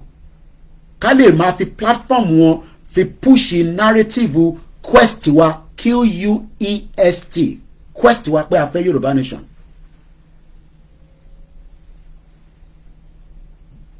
Again, while standing in solidarity with the International Federation of Journalists to stress the importance of a free press, for those responsible for crimes to be held accountable, and for journalists to be able to work safely. Just as Baba Akíntóyè ṣe gbé wa lọ sábẹ́ UNPO pé kí ìta bá ń ṣe kó má di pé sójà máa pa wá, wọ́n máa lé wa mú, for our safety. That is the role of the UNPO. Mitchell Stinstel, the National Union Journalist General Secretary, said, "We cannot remain silent. Baba Akintoye cannot remain silent. Igboho cannot remain silent. Baba Ayiloge cannot remain silent. Gbogbo ọmọ Yorùbá pátá, we cannot remain silent while crimes is being committed against us." Just as the National Union of Journalists General Secretary Sọfẹ́mi Ọláyọmí Kóìkì pé àwọn ò ní jókòó káwọn remain silent kí crime against Ọláyọmí Kóìkì àbí gbogbo journalists are committed and perpetrators evade justice. Gbogbo crime tó ṣe nílẹ̀ Yorùbá pátá, justice will be served. It does not matter how long it's going to take. It does not matter. Kò sí bó ṣe lè pẹ́ tó nílẹ̀ ayé tá a wà yìí. Kódà bẹ́ẹ̀ nìyẹn bá ti kú, a sì máa ṣe justice láti determine ẹ̀ṣẹ̀ tó ṣe against ilẹ̀ Yorùbá. Ọmọ Ìgbò ni, ọmọ Ṣìkírì ni, ọmọ Haúsá ni, ọmọ Yorùbá ni, ọmọ Fúlàní ni, British ni, America ni. We will come after everyone to make a problem sí ilẹ̀ Yorùbá, especially crime against humanity and justice for our youth. Genocide tó ti ṣẹlẹ̀ nílẹ̀ Yorùbá. Ṣẹ́rí stage kan máa dé lọ́jọ́ iwájú, it might be 30, 50, 60 years from now. Wọ́n kọ́ lè máa ṣe scarf, ìyàn kan lè fi kọ́lé, mo kàn fi give example. Níbi tó ti wá fẹ́ máa dig, wọ́n wá bá àwọn egungun kan pàdé, wọ́n á gbé àwọn egungun yẹn wá gbé lọ sí lab. Á sọ ìgbà tẹ́ni yẹn kú, technology ti wà lẹ́ni tó lè ṣe. Àwa béèrè pé ẹni yìí èèyàn wo ni, àárí èèyàn tó máa rántí pé ẹni táwọn wá nígbà yẹn leléyìí wọ́n dẹ̀ sọ. Kéèsì tí ó pọ̀ nìyẹn, a máa ṣí fáìlì fẹ́ nìyẹn. Ó máa ṣẹlẹ̀.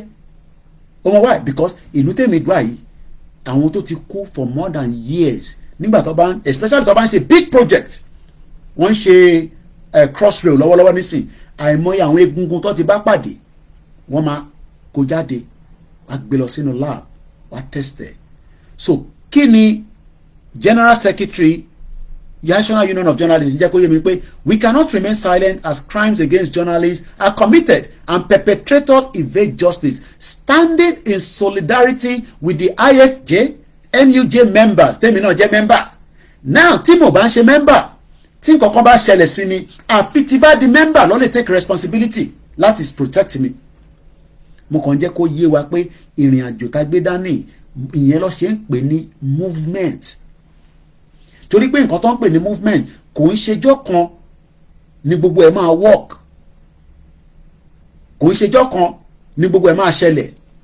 And that is why I say between 1 to 5, if it's in the comment section, how satisfied are you so far in the last 3 going to 4 years? Let's go back again to UNPO. Aago mẹ́ta ó kọjá ìṣẹ́jú mẹ́ta, 3 minutes past 3.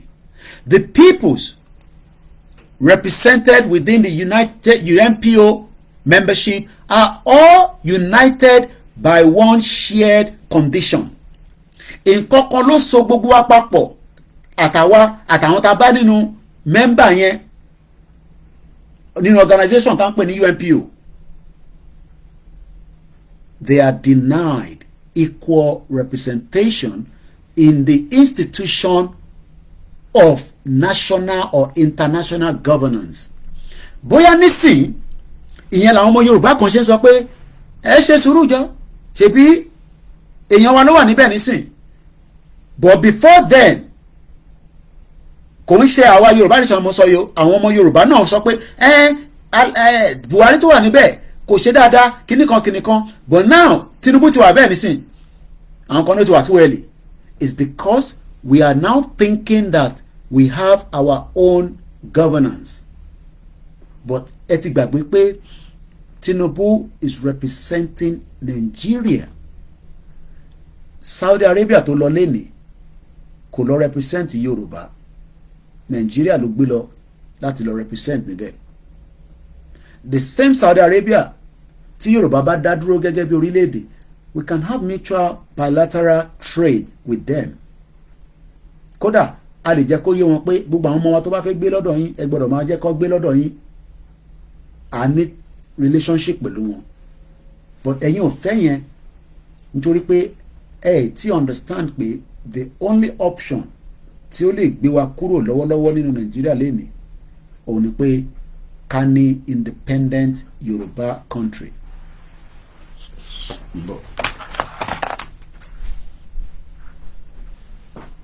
I thought you were gonna call. Yeah, but I need to also check something. Okay, all right.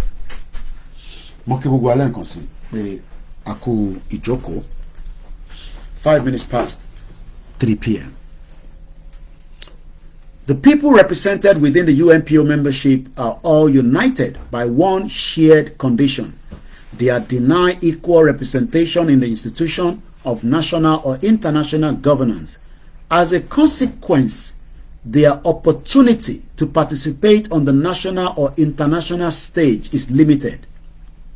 Lótìtọ́ àárín àwọn ọmọ Yorùbá tó ń lọ represent nínú basketball, football on the international stage, but in reality they are not representing the Yoruba people. Àtẹni tó lọ jẹ̀ṣẹ́ bí Anthony Joshua, they are not representing Yoruba people. There might be Yoruba name, kò bá jẹ́ paramilitary ni wọ́n ni, kò bá jẹ́ this ni wọ́n ni, kò bá jẹ́ that ni wọ́n ni. They are representing a country tó ń pè ní Nigeria. Tó bá lọ green white green ló máa wọ̀, flag Nigeria ló máa fi ń bora. So we are not, àwa nísìn a ò tí wà represented on the international stage, but UNPO wá fún aláwọn platform kan tí a lè máa fi push wọnú international stage. Tá a bá register sábẹ́ a ní lè lo platform yìí láti fi gbéra wa sókè lọ through international stage. And ọmọ Yorùbá púpọ̀ ọmọ tó ń pè ní ẹlòmíì ọmọ tó ń pè ní international relationship. I'm sorry to say, especially àwọn tí wọ́n ṣì ń rò pé country tá à ń sọ yìí bí a banana country là ń sọ̀rọ̀ ẹ̀. Àwọn kan rò pé bí a country tá à ń sọ̀rọ̀ yìí wọ́n ń sọ̀rọ̀ bí ẹni tí kò ní làákàyè, ọ̀dọ́ nìkan ló máa ṣe, kò ní sí kíní kan máa kọ́ máa pé ṣáwọn lè ní understanding rárá ṣá. I don't think they understand what is going on. It shows the understanding of many people lórí ìrìn àjò yìí. Kí lẹ́mí ìpọ́dọ̀ nìkan ló máa ṣe Yorùbá nation. Ọ̀dọ́ nìkan kọ́ ló lè ṣe Yorùbá nation. A country will be operated by every indigenous people tó wà níbẹ̀. But nítorí pé nonsense tí olórí burúkú yẹn tó gbé kalẹ̀ tó ń sọ fún wọn, ó ti jẹ́ kí mind wọn command. Wọ́n ní understanding bí international relationship ṣe ń work. A máa agree and disagree ní even tá bá ní country. A máa agree and disagree. Ìyẹn làwọn kan ṣe sọ pé ẹ̀yin náà lè force lé wa lórí because ṣé mo ti di sójà. So we will trade. Àbẹ́fẹ́ jẹ́ country tẹ́ máa wà. Àfẹ́ wà isolated ni. We can never be isolated. There is no way. Ṣé ẹfẹ́ wà isolated? Ká wà isolated torí pé àfẹ́ gba country. Oh no, I don't think that is the kind of country tá fẹ́ o. We want to have our country and determine how we run it with our own government. Kò ń ṣe èyí tí Tinubu lọ sí Saudi Arabia nísìn. Àmọ́ kí ni Tinubu tún fẹ́ lọ tà fún wọn ní Saudi Arabia? We don't know it because ìgbà tí mo ń sọ láàárọ̀ yìí lórí Star Radio mo rí i pé àwa àti Saudi Arabia a ti lẹ̀pa bí ṣúgà láti 1961. So Tinubu going to Saudi Arabia right now, àmọ́ kò lọ represent wa, but probability wà pé lára territory wa ó lè hand over fún Saudi Arabia. I don't know, I'm just saying. Because ó ní ìdówó tó pọ̀ nísìn, ó fẹ́ fix Nigeria. So ó ready láti tàbí tí gold bá wà ní Iléṣà ní kinní kan àbí Lóńdó àbí epo. Saudi hotel ní epo anyway. But I don't know, mo tí mo tó fẹ́ lọ trade. Bí ẹ kó dẹ̀ sọ pé ọ̀dọ́ yín nìkan láti máa ṣe. I don't know, I'm just saying. But there will be a lot of trade that they'll be talking about. But he is not representing Yoruba people. Ó lọ represent the dream of Nigeria for Nigerians. Whether that dream will come in reality in the next 30-40 years, you can ask yourself, I don't know.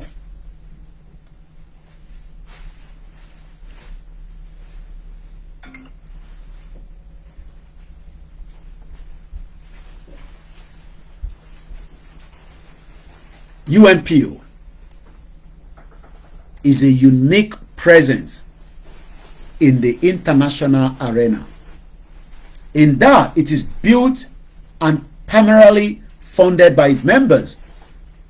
Ẹlẹ́mọ̀ àwọn dàgbà ṣe àtúnṣanwó ní fún UNPO ní. Sherry, there's nothing in this world that is free. Kò sí nǹkan kan tó free o. Má yẹ kí anybody fool ẹ pé nǹkan kan free. Nothing is free. Nothing in this world is free. Tó bá sọ pé nǹkan free, tó bá rí advert, tó bá especially nílùú yẹn ní buy one get one free. Kò sí nǹkan tó pọ́n gbogbo yẹn. Ìtàn pè ní marketing gimmicks ni o. Buy one get one free yẹn.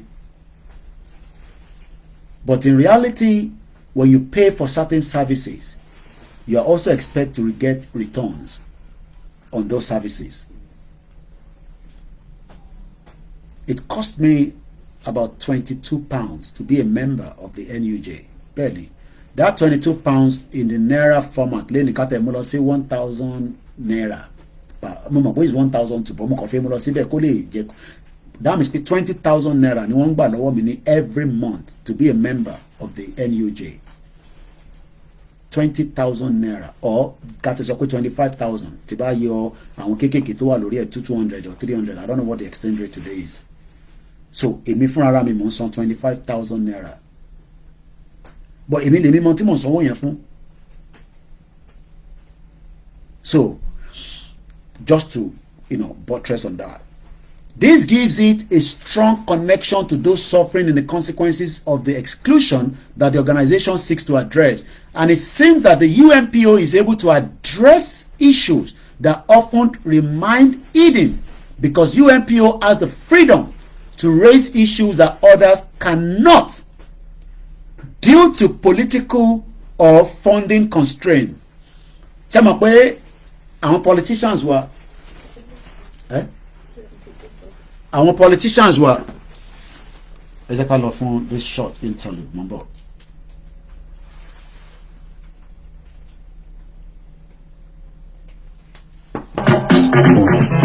Oh yes, it's Yoruba Thanksgiving Day, organized by Yoruba UK Central Office. On the 2nd of December 2023, Yoruba community will be holding a Thanksgiving program where we shall be meeting in person Yoruba dignitaries, leaders, men and women of substance. This Thanksgiving is not only meant to promote Yoruba unity, harmony and to speak in one voice, but also to give a worthy of thanks to Almighty for the privilege and opportunity so far. Yoruba Thanksgiving Day scheduled for Saturday, 2nd of December 2023 from 3 p.m. to 10 p.m. UK time at Abadasha Asham College. This road site, Pitts Road, London, SE14 5SF UK. 135 Pitts Road, London, SE14 5SF. Convened and fully supported by Yoruba UK Central Office, Quality Media, Bedu Magazine, Dr. Zabi Talk Show, YWC Worldwide, Sanfis FM. Tickets is totally free. Just go to Eventbrite, check for the first Yoruba community in UK. Meet and greet Thanksgiving. Click on the link to register yourself and as many as you want to come along with you, free of charge. Please note, our ticket is based on first come, first serve. For more enquiries, sponsor or advert placement, send us an email via ecco@yukgb.org, or you can call or WhatsApp us on 073-671-52852 or 073-940-56266. Also 077-609-86460. Yoruba Thanksgiving Day, bringing unity to the Yoruba nation. Announcer, Yoruba World Media. Mokibugwa, mo kàn fún wa ní the background of how this movement has been and where we are heading to. Let's move a little bit further. There has been a lot of work tó ti ṣẹlẹ̀ nínú Yoruba Nation movement. Mo fẹ́ ká máa rántí pé a movement, like we explained earlier, we've given you the full meaning of movement earlier. The organization consists of a general assembly of members which serves as a deliberative body for decision making, solidarity, standing, setting among unrepresented nations and people, and the number of foundations established to provide secretariat services for the General Assembly and to improve the respect of the right of the unrepresented peoples everywhere throughout the research, education, and public campaign. which is what we are doing. In tá à ń ṣe ló ń pè ní education, public campaign, rally tá à ń ṣe and all that. And a lot of people are now also now doing more intensive research. Taniwa, who are we? Báwo la ṣe débi báyìí? What can we do? And there's so much láwọn tó ń ṣiṣẹ́ náà tẹ́lẹ̀, even prior before Yoruba Nation, organization like Dawn tó wà nílẹ̀ Yoruba. I've talked about them so many times. The UNPO members contribute annually to the creation and operation of the UNPO Foundation, teaching unrepresented nations and people organization. Then this is their history, a little bit about their history. UNPO was conceived of in the late 1980s by the exiled leader of the people living under the communist oppression, Lene Mali of the Congress of Estonia,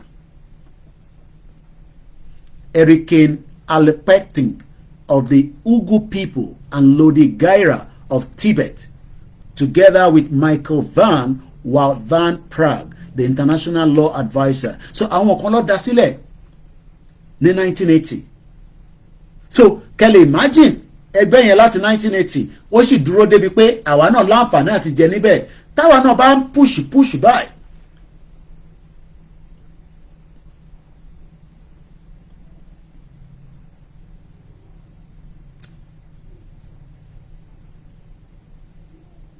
Táwa náà bá ń push. One day we will have that nation, and then we can start implementing things. But early implement anything when there's another country that is there. And that is why some are saying, through diplomatic law, it will involve a lot of lobbies. It will involve a lot of negotiation. It would involve a lot of talking, education. Ẹ kọ́kọ́ gbọ́dọ̀ convince àwọn tó jẹ́ ọmọ Yorùbá pé that is the best option, because bá ṣe ń sọ̀rọ̀ báyìí nísinsìnyí àwọn ọmọ Yorùbá wọ́n believe pé ká gba Yorùbá nation. Wọ́n ṣe ẹlòmíì ṣùn bíi pé tá a bá gba Yorùbá nation yẹn àwọn tí wọ́n ń ṣèjọba nísìn àwọn jẹgúrújẹrá àwọn náà ní the same set of people tó máa wá hijack ẹ̀.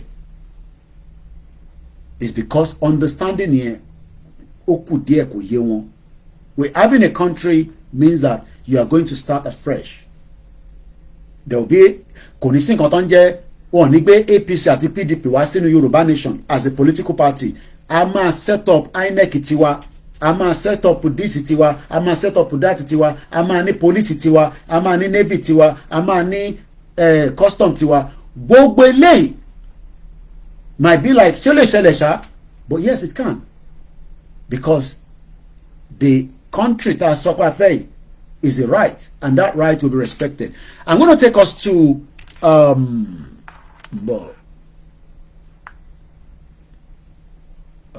declaration. Ẹ jẹ́ ká lọ sí now. Mo ti kúrò lórí UNPO, mo wá fi wá sórí organization tá à ń pè ní United Nations. United Nations nísìn is a body as well, but body ti United Nations yìí nísìn òun tún wá ní much more weight ju UNPO lọ. But one thing tó kọ̀ wá nínú United Nations ni pé àwọn kì í ní ẹgbàá country bígbà tí yàn lọ rà lọ́wọ́ wọn pé àwa Yorùbá nation ti dé sà èlò lẹ́ǹtà àfẹ́ra country ni. It doesn't work like that. Kò ń ṣe tó ń ṣẹlẹ̀ gangan nìyẹn. You don't buy a country from United Nations. I don't think anybody has bought one, to my understanding. And if I'm wrong, you can also let me know. But one thing tí ó ṣẹlẹ̀ ni pé nǹkan kan ṣẹlẹ̀ somewhere around 1960, December 14 precisely. Kí ni nǹkan tó ṣẹlẹ̀? In tó ṣẹlẹ̀ yẹn wà lára ìjókòó tèmi ń jókòó lẹ́ni tí mò ń ṣe pariwo Yorùbá Nation movement fún yín. Wọ́n jókòó kan tí ó dẹ̀ ní tán ṣe rí, and this is where we are saying fẹ́yìn tí ẹ̀ ń sọ pé wọ́n ti gba country, kò sẹ́ni resolution as of today tó bákẹ́ pé wọ́n jókòó pàdé nínú United Nations to indicate pé Yorùbá ti gba country. I have not seen it. Mr. Koiki ẹ lọ wò lórí website wọn orí ọ̀pẹ nìyẹn bá kí ni mo fẹ́ lọ wò lórí website wọn because kò sí níbẹ̀. It's a lie. It's a complete lie.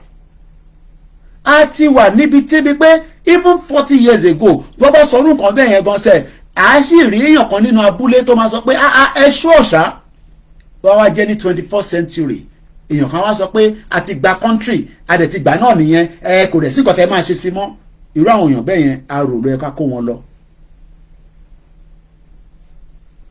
Arò ni wọ́n need láti jẹ́ ká kó wọn lọ because wọ́n tí mo tán pè ní pé the process of pé ẹ fi gba country àwọn kan ní kí wọ́n ọ̀nà wo ló fi ń gbà kódà mo rántí táwọn kan sọ pé ṣèbí mi sọ pé ẹni ọ̀nà la lè fi gbà so tí bá ní ẹni ọ̀nà la fi gbà ká wá parọ́ fáwọn èèyàn pa ti gba country táì tí gbà láti 1 year nísìn kí ló ṣẹlẹ̀ you are all wasting your time.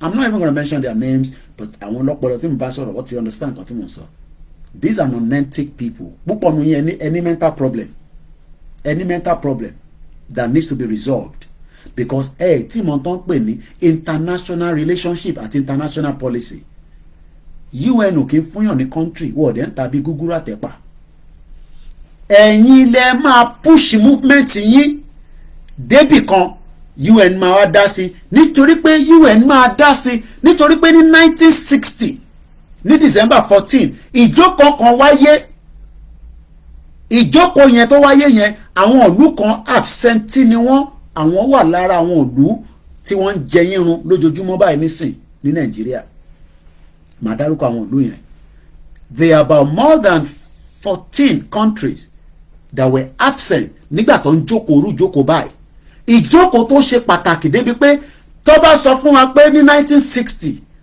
wọ́n máa bí ọmọ kan tó ń pè ní Ọláyọmí Kóìkì wọ́n máa bí ọmọ kan tó ń pè ní gbogbo àwọn medias wa tó máa polongo táwọn sọ tí wọ́n wá ní tẹ́yìn wá expect pé wọ́n máa gbé fún yín just like that kò lè work in tó ṣe ni pé lẹ́yìn ìgbà tí wọ́n ti ja ogun World War I World War II and probability pé ogun world ṣe rí ó máa dàbí àtẹ́ pé magic ni World War III ogun World War III ó ń wà níwájú wa báyìí à ń rí báyìí but tí ìfẹ́ accept ogun yẹn ó ti súnmọ́ ogun World War III ẹni máa kú ẹni máa yè ni àwọn kan kú nígbà World War I World War II àwọn kan survive it and that's the fact of life àwa tá bá kù láyé nígbà tó ogun yẹn bá máa fi tán àjọ máa wà níbẹ̀ and don't say pé ogun kankan lè wá Ọlọ́run jẹ́ ogun yẹn fàbú ni because àwọn àwọn ṣètánì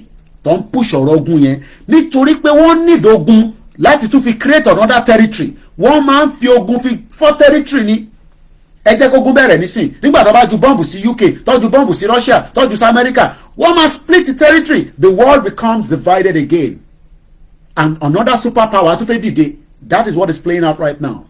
There's proxy war in the Middle East. Proxy war ló ń jà lọ́wọ́lọ́wọ́ nísìn.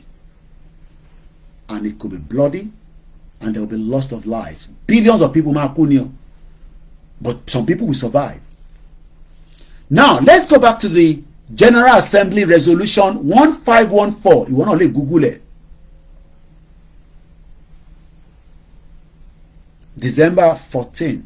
1960 nígbà táwa ń gba independent wọ́n ń jókòó ìpàdé kan pé independent tẹ́ ń fún wọn ní Nàìjíríà yìí tó bá máa fi di 63 years àwọn kan máa dìde tó máa béèrè fún ẹ̀tọ́ yìí o but àwọn ìlú tó yẹ kó jókòó níjọ́ náà lọ́hùn ní 1960 àwọn ìlú yẹn wà lára wọn àkóbá àdábá fún wa lẹ́nu nísìn níbi tẹ́ ń pè Nàìjíríà but ìgbà tí wọ́n kúrò ní Nàìjíríà àti wọ́n tó kúrò ní Nàìjíríà ẹ̀ mọ ìdí tí àwọn ìlú yẹn tí wọ́n ṣe wà absent because wọ́n mọ̀ pé ìjọ kan máa dé táwa indigenous people àwọn ní nǹkan máa dìde against wọn and that is why they were never there they were absent from this vital important meeting and ilé parí ètò ìtàn lẹ́nìí sàmà láti parí ẹ̀ níjọ́ mi let's go straight through it.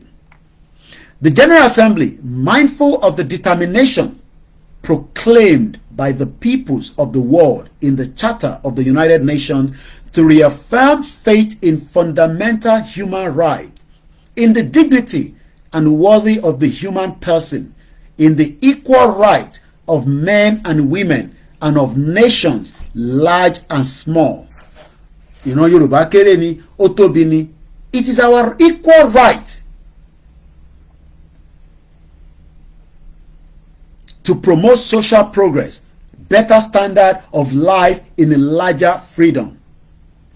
Conscious of the need for the creation of conditions of stability and well-being and peaceful and friendly relations based on respect for the principles of equal rights and self-determination. 1960 ni wọ́n ti kọ́lé.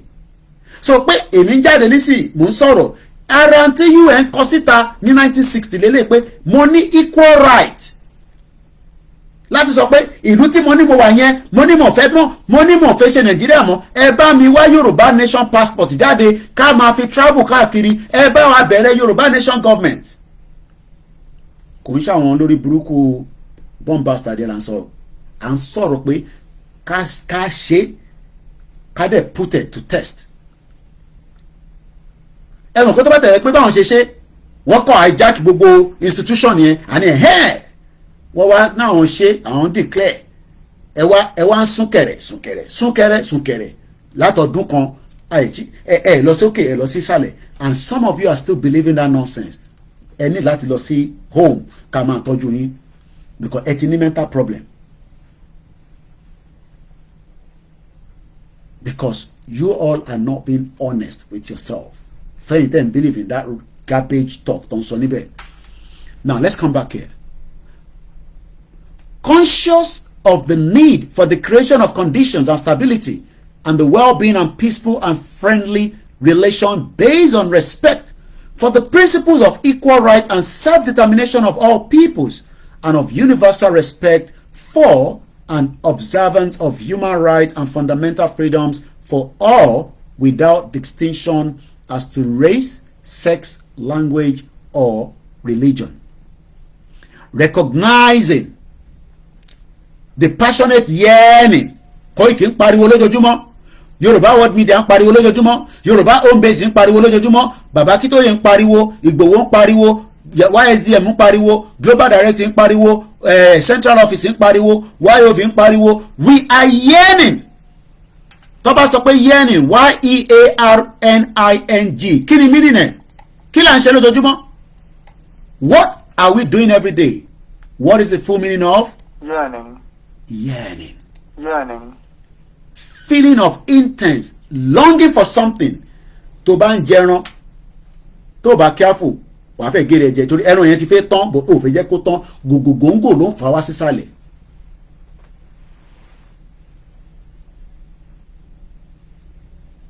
And this is what we have did 3 years ago to prepare ourselves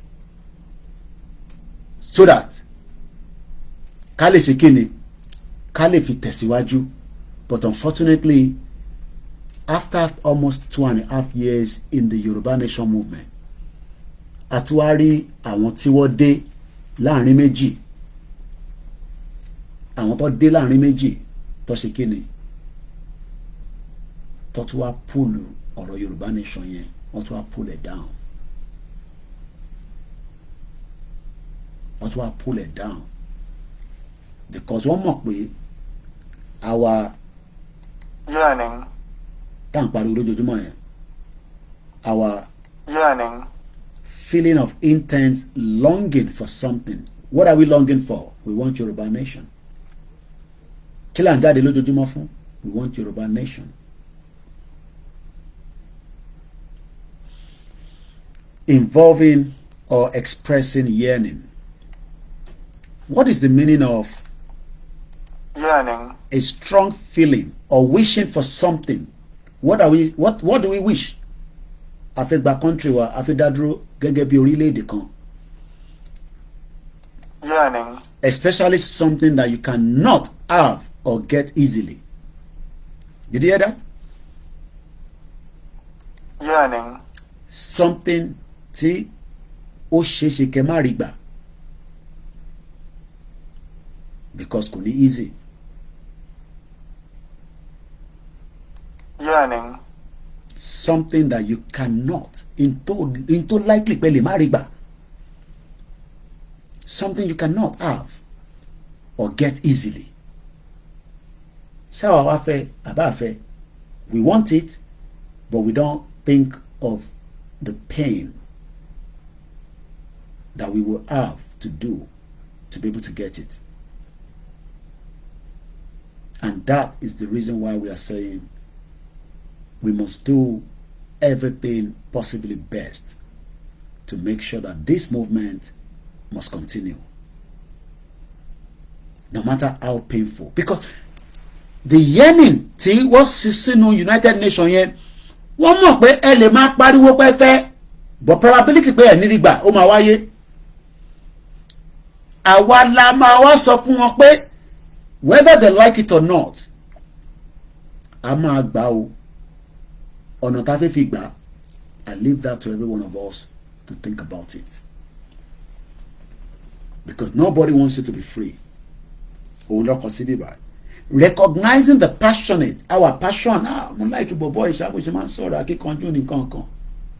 Mo lè máa sọ̀rọ̀ báyìí for the next 30 years. Tá a bá múra sí àlọ́ anywhere, ojú kan la máa wà o. And that is why we have to make sure that the movement does not die. Because tó bá ti kú, àti wà lára àwọn tọ́kọ̀ máa ní wọ́n kọ̀ yearning but ọ̀rí gbà tí wọ́n ní rí bẹ́ẹ̀ lágbára Olódùmarè o. Recognizing the passionate yearning for freedom in all dependent people like the Yoruba people and decisive role of such people in the attainment of their independence. It will never come easy. Don't let anybody fool you. The movement is going to be easy. Don't let anybody fool you. Am I can come fool way? It's going to come easy. It will involve a lot of things. And when I mean a lot of things, I am not shy to say it would also involve a lot of bloodshed. It's a fact. It will involve a lot of bloodshed. And mo kì í sọ̀rọ̀ pé ni máa fi sábẹ́ àwọn sọ. Fact lèmi sọ. Àfi tó bá yẹ pé àfẹ́ lọ. Tó bá yẹ pé àfẹ́ lọ, ká kúkú jọ máa ṣe Yorùbá Nation lórí social media and all that. And then. But before we get to that stage, I'm going to move swiftly to the time Nema Binu. I'll read that again. And I want this particular side of what I'm saying right now to sink in the head of every one of us. It's not a joke.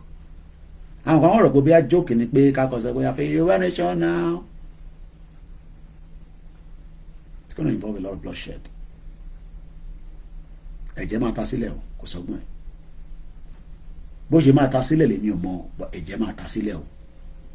Àfi tó bá yẹ pé a fẹ́ sọ pé kájọ máa tanra wa, a máa lọ, àní lọ, a máa lọ. But before it gets to that stage, níbi táwọn kan ti gbéṣẹ́ tó ń ṣiṣẹ́ yẹn lọ pé so kó lè wà minimize, ká lè get as much people on our side. That is the reason why the education and all these must continue with different platforms, different programs. Recognizing the passionate yearning for freedom in all dependent peoples and decisive role of such peoples in attaining of their independence. Aware of the increased conflicts resulting from the denial of all impediment in the ways of the freedom of such people. Let me go and give you the full meaning of that word impediment. I know the meaning, but let's share it together. Tabasope. Impediment. We are going to come across a lot of that before we get to where we're going. There will be a lot of impediment. What is the meaning of impediment? impediment.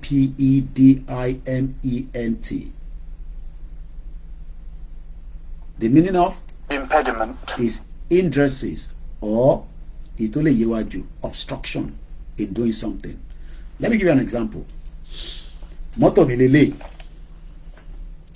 mọ́tò mi lélẹ̀, èmi tí wọ́n drive lọ àti wà lọ́nà elékọ̀ ó kọ̀ wá síbí bá ọmọ move now pa move now move. That is exactly what has happened in Yoruba Nation. As we were driving the vehicle tó ti ń rìn lọ kò ṣe pé ó ń rìn faster ju bá ṣe fẹ́ náà lọ tẹ́lẹ̀ but at least ó move díẹ̀díẹ̀. Olórí burúkú àwọn kan kọ̀ dé ni wọ́n kọ̀ ń wò pé wọ́n fẹ́ overtake àwa náà lọ báyìí wọ́n fẹ́ wá bá àwa náà lọ báyìí. Eventually they were able to maneuver and then wọ́n dó síwájú wa báyìí nísìnyí. The question then is, this is impediment. Báwo lẹ ṣe fẹ́ move kíní kúrò níwájú yín nísìnyí? Òun lọ̀rọ̀ wa ti Nàìjíríà.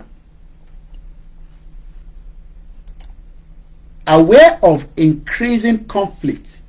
Gbogbo tẹ́ ìrìn tó ń ṣẹlẹ̀ ní Middle East yẹn is part of all this that I'm reading out now. It's a big problem. Aware of the increasing conflict resulting from the denial of impediment. And tabatu padà lọ́wọ́ that word impediment, a defect in a person's speech such as lips or stammer. What is an example of impediment? In English, impediment still suggests an obstruction or obstacle. Alátakò àti bọ́lá alátakò tó pọ̀ pàdé lórí ìrìn àjò yìí. From the federal government to the Fulani to the Yoruba to the Igbo to the Hausa to the European countries to the Asian countries, and we are still experiencing it. The question is, how do we get out of this so that ká tún lè padà báyìí? And we can then stick and say, ẹni bá fẹ́ wá báyìí ká gbá wọn sẹ́yìn, bloodshed will happen.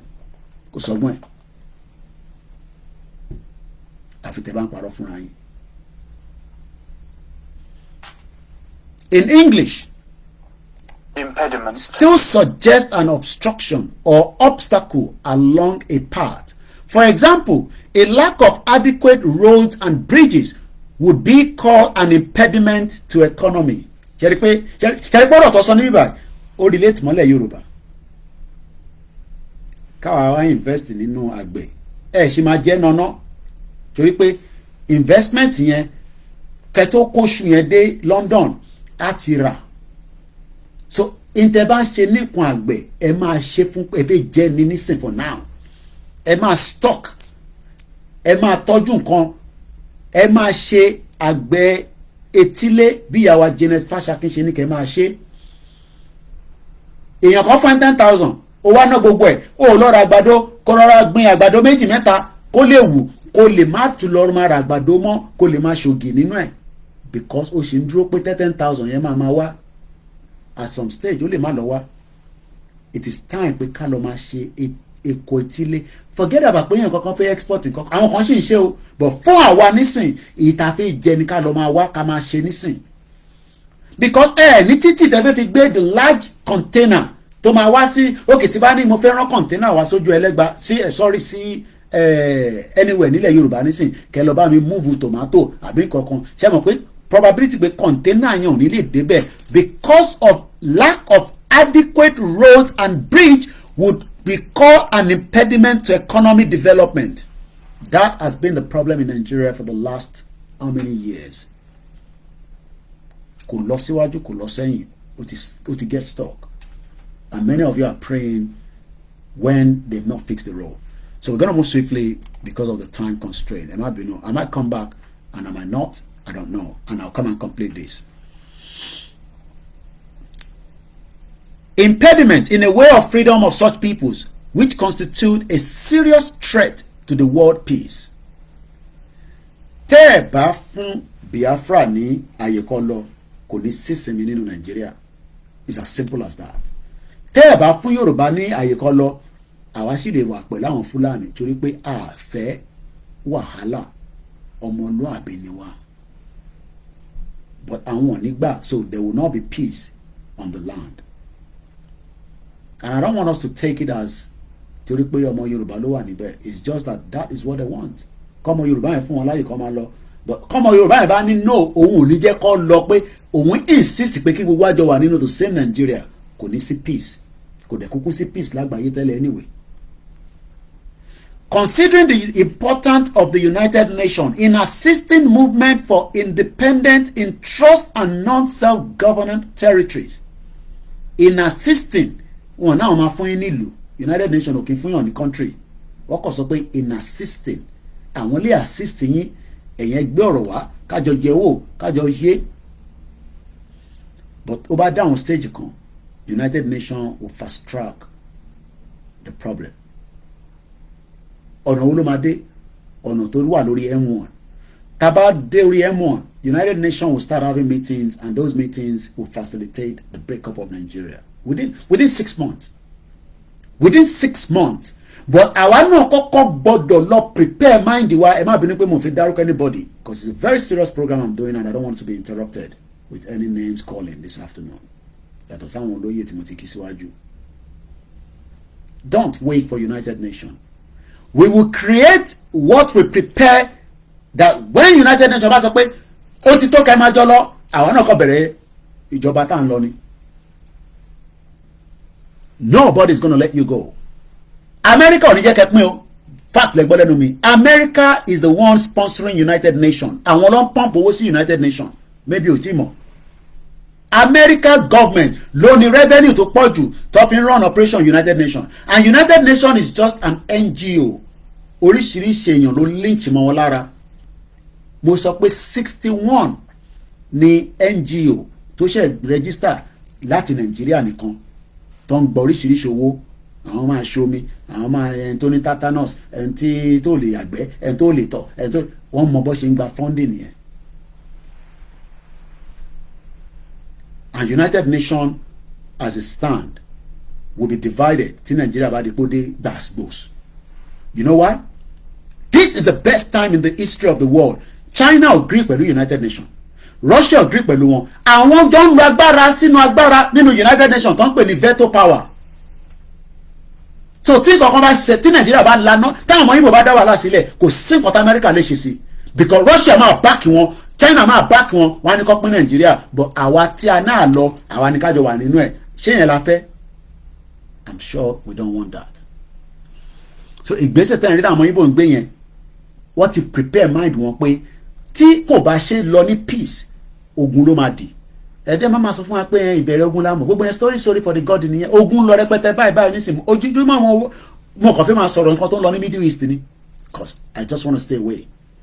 Èmi wà lórí Twitter àwọn fídíò tí mo ń rí ìjà gidi ń lọ bú ìjà gidi ni mò ń sọ ìjà woro sí woro ló ń lọ lọ́wọ́lọ́wọ́ nísìn ní Middle East tó bá yẹ ẹ lọ register sí Twitter kẹ lọ wo bí nǹkan ṣe ń lọ kẹ follow àwọn platform kan wọ́n dẹ̀ support ara wọn ni àwọn tó support section kan support àwọn tó support the other side so olúkálukú wọn àti propaganda video wọ́n blow ṣé gay woro sí woro ń ṣẹlẹ̀ lọ́wọ́lọ́wọ́ ní síbi ṣe ń bá ń sọ̀rọ̀ ní Middle East woro sí woro gidi ó ń ṣẹlẹ̀ kí ló ṣẹlẹ̀ ní United Nations wọ́n lè make a decision kankan níbẹ̀ nítorí pé àwọn tó jẹ́ kìgbẹ́ alágbára wọ́n sọ fúnra wọn pé ẹ̀yin eléèlé mi máa gbèsè ìwọ lè gbèsè yín mi tí Nàìjíríà bá dípò dígbèsè tó jọ sí gbàsgbòs ẹ trust me àwọn ìlú kan máa dúró tì wá lẹ́yìn àwọn ìlú kan ní dúró tì wá lẹ́yìn Britain ò ní dúró tì yín lẹ́yìn America ò ní dúró tì yín lẹ́yìn but I will see that other countries will say nígbà so wọn ò ní ever resolution resolve ní United Nations and that will facilitate the dissolution of that shit hole country tẹ́ ń pè Nigeria but àwa sì ń tọ́ gẹ́gẹ́ bí ọmọlúàbí láti máa ṣe prepare mind àwọn èèyàn and we hope that gbogbo wa máa rántí pé there is timeline for everything timeline yẹn ó yé wa we are now on a timeline especially with the present situation tabarawa if we lose that opportunity again nítorí pé ẹ fi sentiment sí fún 2023 election that election was never meant to hold in Yoruba land but ẹ ti fi sentiment sí ìyẹn dẹ́ máa jẹ́ gbogbo wa we will all suffer for it including myself gbogbo wa pátá a máa jìyẹ for allowing that election to be held in Yoruba land because a ti fi sentiment sí ọmọ wa ní ẹ ṣe sùúrù Koiki má kógun wá o má jà rógun o ẹ ti rógun báyìí nísìn sẹ́yìn tẹ́ mọ̀ pé nínú ogun gan náà máa ń kóúnjẹ rẹpẹtẹ wọ̀lú ṣé wọ́n kóúnjẹ lọ sí Middle East nísìn wọ́n kóúnjẹ lọ síbẹ̀ ìtorí pé àwọn èèyàn máa pariwo ní gbogbo àgbà ta ló ń jáde fẹ́yìn nísìn àwọn èèyàn máa ní pain pé kí ló dé ẹ má pa wọ́n tó náà àwọn èèyàn máa fọ́ sí títì ẹ wo bí rally protest ṣe ń lọ ní gbogbo àgbáyé for and against èmi ò sí èmi dá dúró ní independent media lèmi I'm sure you all know what I'm talking about. Àwa fi Yorùbá nation movement àwa tí àwọn kan wá fi sentiment sí at the last minute and we are all paying the price for that. Wọ́n gbé wèrè kan dé ó dá gbogbo ẹ̀rú ó dáwọ́rú bí ẹsẹ̀ télọ̀ àwọn tó ní ẹ̀yin tẹ́ ní understanding ẹ̀yin tẹ́ ẹlòmíì wà ní abroad kò ní international policy understanding kankan because iṣẹ́ ló ń fà gbùrù ló ń fà bẹ́ẹ̀ ni mo sọ ẹlòmíì wà ní UK yìí kò mọ tó ń lọ ládùúgbò ẹ̀ because n tó bọ́ wá sí UK ní pé káwọn wá fa gbùrù káwọn dẹ̀ lówó káwọn dẹ̀ sẹ́ndì sówó sílé kọ́kọ́lé kọ́ sáré padà lọ sílé 40 years wọ́n sì wà nílùú ìwọ̀ tí kúrò ilé tó dẹ̀ kọ́ nísìn òun àti neighbor ẹ̀ tí ó ti ṣògùn pé kó má tẹ̀ padà wálé ẹnì kan ló mọ̀ èmi tèmi wà pẹ̀lú àwọn Labour Party tí mo mọ nǹkan pè ní communication Alistair Campbell wọ́n lo communication yẹn mo rírọ́ ẹ̀rí mọ power of the communication ibi tó bá fẹ́ kó darí sí ló ń darí sí so we failed to stop that election because less than 2 million ọmọ Yorùbá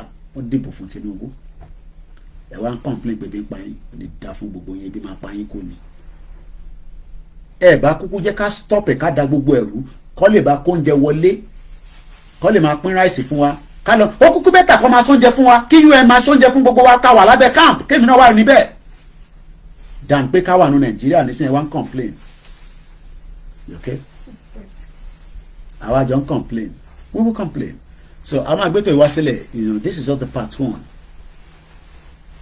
ẹ má complain o kí ẹ̀kọ́ má complain rárá lórí gọ́ọ̀mẹ̀ntì yìí we will all be in this government àjọ máa jókòó sínú gọ́ọ̀mẹ̀ntì yìí ni in tó bá gbà la máa bá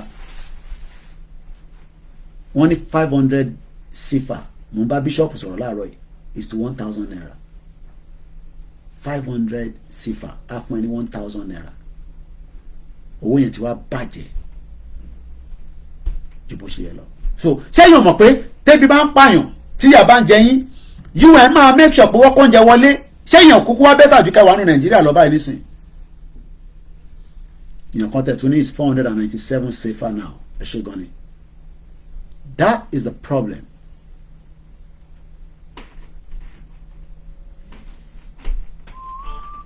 àbọ̀rọ̀mọ̀ yẹn nísìn so let us remind ourselves that the work tagbedani is going to be a lot, but we will get there. 10 minutes before 4 p.m. or 10 minutes before 1600 hours, Nigeria, you are 1 hour ahead of us. This is going to be the part 1. I will have to do the part 2 because I can't complete the program as I would love to. Considering the important role of the United Nations in assisting the movement for independent trust and non-self-governance, recognizing that the peoples of the world ardently desire the end of colonialism in all manifestation. Colonialism ló ṣe ń ṣẹlẹ̀ ní gbogbo African country. Àwọn ìbò tó kọ àwọn kan máa ní ìwà ti fún yín ní independent òmùgọ̀. Ta ló sọ fún ẹ pé fún yín ní independent? Oh, okay, torí pọ́ ti sọ pé Nigeria is now independent láti 1960. So lọ́kàn rẹ̀ àti wà independent. Màtàn rẹ̀. Èmi tèmi wà ní UK gan mọ̀ pé wọ́n fún mi. Èmi gan tèmi wà ní UK gan mọ̀ pé wọ́n fún mi ní independent nílùú yìí. Ní UK tí mò ń gbé yìí. The British government have not given me independent. Wọ́n kàn ní wọn ò ní choice. Ọmọ why? Nítorí pé òfin ìlú ilé mi fi bá wọn jà. Òfin ìlú yìí ni mo fi bá UK jà for 15 years tí mo fi sọ pé máa dúró sí ìlú yìí. So why imagine ṣé òfin Nàìjíríà ni wọ́n fi bá UK jà? Katrina Lang the former British High Commissioner, ó tan gbogbo àwọn youth, ó ní kẹ́ lọ gba PVC, ó ní èèyàn máa ń vote ní láti ilé ẹ̀ńtẹ́ ìbá fẹ́ lọ, àwọn tó yẹ pé àwọn làwọn ń kúkẹ̀, àwọn làwọn ń ṣe jiná, àwọn ló mọ ibi tó máa lọ sí, ibi tó ní lọ sí. They play the minds of millions of Nigerians. Nígbà EndSARS tó pa yín dànù, ó wá ṣe ìpàdé kọ̀kọ̀ àwọn British. You know what they did? Wọ́n tún ní kẹ́ wá máa ṣe business center pẹ̀lú àwọn oníbí báyìí. Wọ́n bá ṣe visa. Wọ́n fún yín ní normal visa. Ọmọ visa tó fún yín student visa. Mo wá rẹ̀ ń tó dé sílùú yìí tó ń struggle kò lè rọ́pò àtọwọ́ school o ó ti get stuck. Wọ́n wà nílùú ìbára nísìn tọ̀rọ̀ owó school san because díẹ̀ lọ́mọ akọ́kọ́ gbà lọ́wọ́ yín. British ló ṣe yẹn pé kọ́ fi jẹ́ kẹ́yìn youth tẹ̀ wá lé kẹ́ má bàa bínú púpọ̀. Wọ́n wá ní kọ́ ṣe extra visa student visa fún Nigerians. Ẹ wá máa gbọ́ èmi náà ti gba visa òun náà kárí lọ try o. Ẹ̀yin ẹ̀dẹ̀ lówó ọmọ Yorùbá mélòó ló ní 54 million láti fi wá kàwé nílùú yìí. You need about 54 million for a 3-year program. Calculated at £14,000. Kò sí sówó lé níbẹ̀, kò sí sówó oúnjẹ níbẹ̀. Òfin pé 16 hours yẹn ló máa fi sanwó school. Wá béèrè lọ́wọ́ àwọn àtàwà ní bíbá. Bóyá 16 hours làwa ń ṣe nílùú yìí. Ìlú yìí mo ti mọ̀ pé èèyàn máa sọ fún pé òun ṣe 60 hours. Kíní kan hours. Àwọn tó ń ṣiṣẹ́ ní hospital floor, they are doing nothing less than 14 hours shift. Pump bastard. Gbogbo àwọn sisters ẹ̀ tó ń rìn yẹn ẹsẹ̀ wọn ti bàjẹ́ tán. Ẹ má bínú ẹ̀yin aunties mi.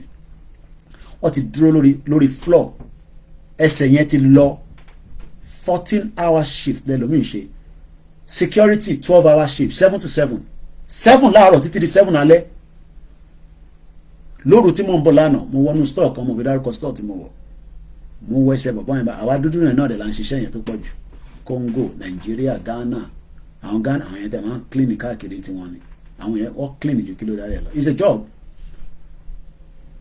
You think àwọn òyìnbó like wa bẹ́ẹ̀ yẹn. Àwọn ọmọ tí wọ́n ń ṣiṣẹ́ báwa ṣe ń ṣiṣẹ́ bíi kúrú yẹn. Because àwọn làwọn nílùú. Àwọn ọmọ tí wọ́n náà wà hard working gan but àwọn kò ń ṣe pé àwọn kan kì í ṣe but wọ́n kì í ṣe 14 hours báwa ṣe ń ṣe yẹn. Àwa ń ṣe 14 hours ká lè rówó send sílé sẹ́yìn bomb bastard tẹ́ ẹ̀ understand nǹkan tó ń lọ. Do you know how much the diaspora have sent home in the last 25 years? Let me tell you, Louis.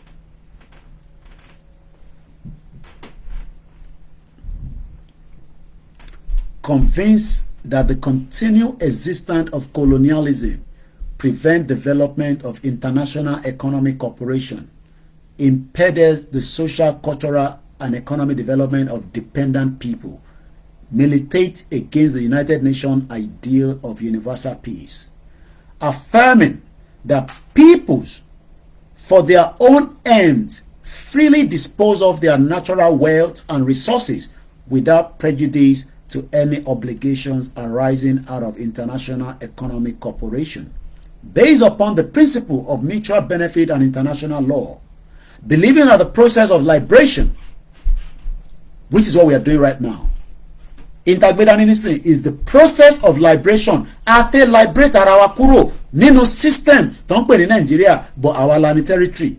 Òyìnbó ló change territory yẹn mọ́ wa lọ́wọ́ lọ́pẹ́ ní Nigeria ní 1914. Why should we save that? Ṣé èmi mọ bàbá Lùgádìrí tó fi pè wá ní Nigeria? Nítorí pé bàbá mi sọ pé Nigeria ni mí, I'm a Nigerian. So mo gbọ́dọ̀ accept it. Stupid people. You are accepting what the colonial masters did and put on us, and you are refusing to allow us to pull it down. How can you be a normal person? Ṣé bàbá ẹ̀ àti ìyá ẹ̀ ṣé àwọn ni wọ́n jọ jókòó pàdé ní abúlé yín ló fi pè wá ní Nàìjíríà? Bomb bastards. You are trying to save something that we can't have any reference to in the last 10,000 years. Any record as Yoruba people 20,000 years ago, any record. Where is Nigeria? That is what Oyinbo people have done on me and you. So a lot of you want to save that for your own selfish interest. Bomb bastard. You love the green, white, green. Why not love another color? White, green, white, green. Ṣáwa àwara ṣé bàbá mi ló jókòó ló fi jọ ṣe ìpàdé tó fi sọ pé Nàìjíríà lògáàdó lórí burúkú bomb bastard. Ìwọ tẹ̀níráyè dé arrot I went to his house in Ibitogbe between 1912 and 1914 or somewhere around there. I can't remember. Bia 1908. Ilé tó gbé God said, some of you will never have opportunity to see that house. Àfi lórí social media. Àfi tó bá dé London. Ẹlòmíì gan wà London gan bí lọ ti fi ráyè lọ ṣe yẹn. I visited the house. Some of you don't even know the pain of what Lugard has done on our lives by changing that name and calling us Nigeria. Black people, Niger area. And that is what we are trying to pull down. And some bastard Nigerians will tell you, let's keep Nigeria. As if your great-grandfather sat there when they were doing the formation of Nigeria. Is that not what we were told? Lies. My grandmother died at the age of 90. She was told the same lies.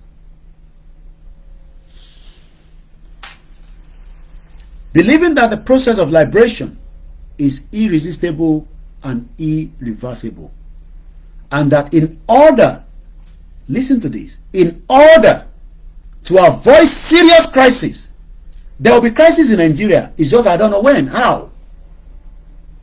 Because somewhere you cannot avoid it. There will be crisis in that shit old country if we do not come on the round table and start talking to each other whether we want to remain together or not. Those politicians were telling them, don't allow Nigerians to react. When they react, everybody will run away. There is still room for negotiation. And don't come and tell us Nigeria is non-negotiable. Zulum said, and I told you, that there will not be Nigeria because the grooming of the Boko Haram in IDP camp will kill every one of us in the next decade and decades. Let us stop it now. If let's defend our territory just like the American government is protecting their territory. They will not allow anybody to enter America while neutralize it. That is why they build those walls, even though people are still penetrating. But at least they've stopped the migration of people coming from Mexico. Don't bastard. Leave Yoruba territory and let every Dick and Harry come into there and then destroy it. But you are more worried about the ones in Lagos State. We don't worry about the one in all our forests. Don't bastard. I am now saying that they are making money in custom. Maybe it's because of the Yoruba man there. The old Lushi woman Fulani that was there was stealing so much money. No revenue was coming back in the custom. The custom is now making more money. Do you know how much we can be making from our Papa waterways? You allow Olori Buruku Dangote to continue to marginalize it. Hey, I am selling Dangote cement, bomb bastard. Olushi. Instead of you to say that enough is enough, we own the waterways, we will then negotiate with Dangote if he still wants to remain in our territory. I pity a lot of you. You think it's a joke. 1960, this is what they put together in 1960. 63 years ago. It is still relevant to today's shit-hole zoological country you're calling Nigeria. Hey, shut up, I love Nigeria, bomb bastard. The one that your father loved and died without having a good medical care. Some of you, your father could not pee properly. It's something that they can deal with. He died. Some of you, it's just a migraine. You go to church, you're looking for holy water. When they should MIR machine that they bought in Benue State in one of the university this morning, hospital. I read that at the Punch newspaper. MRI machine got stopped. It's not working. It was only fixed just this year. Could take 1 year. Lack of maintenance will kill many of you before your death. That is why the World Health Organization rather, WHO says Nigerians will never be up to 50 years, you will die. Some of you will never. The last lap is the people that are 70, 80. I pray that if we do not come out of Nigeria, a lot of you will not reach the age of 80. Our last lap, my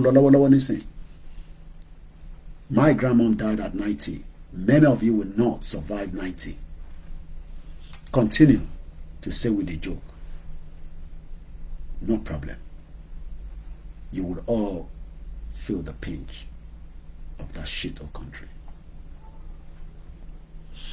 4 o'clock, like I said, I'm going to wind down because I will get a call now and that will stop the program, and I'll rather stop the program. So I'm going to come back. I know where I stopped. I will not close this laptop. I'm just going to put it asleep so that I will be able to continue from here. But all I can tell us is the Yoruba Nation movement is still an ongoing work. And we must not allow anybody to tell us that in Tagbedani we should go and sit down. No problem. We don't have any power. Power belongs to Eledumare. But one day, all these shenanigans will stop. We don't need to go through that route. We can sit down, be Omoluabi, and facilitate the dissolution and dismantle of Nigeria. It has been done before around the world. It can still be done in Nigeria. Nobody should say we must be forced to remain in Nigeria. It is a lie. Not even this country must say that. Not even America. Not even all the members of the United Nations have the right to tell us that we cannot have our own nation.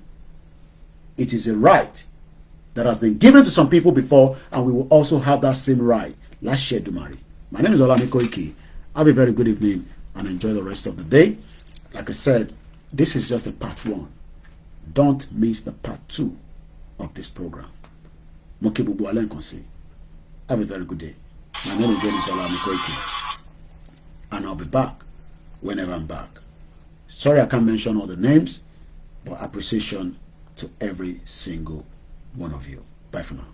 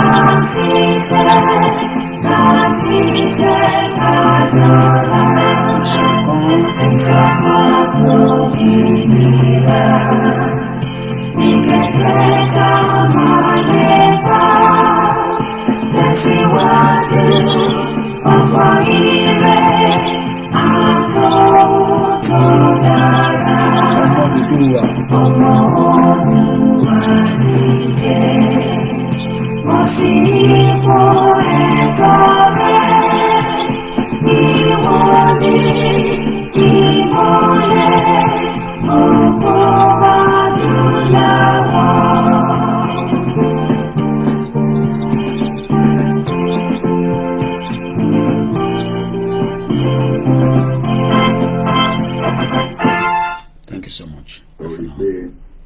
It's a cocoa jollof rice. Definitely.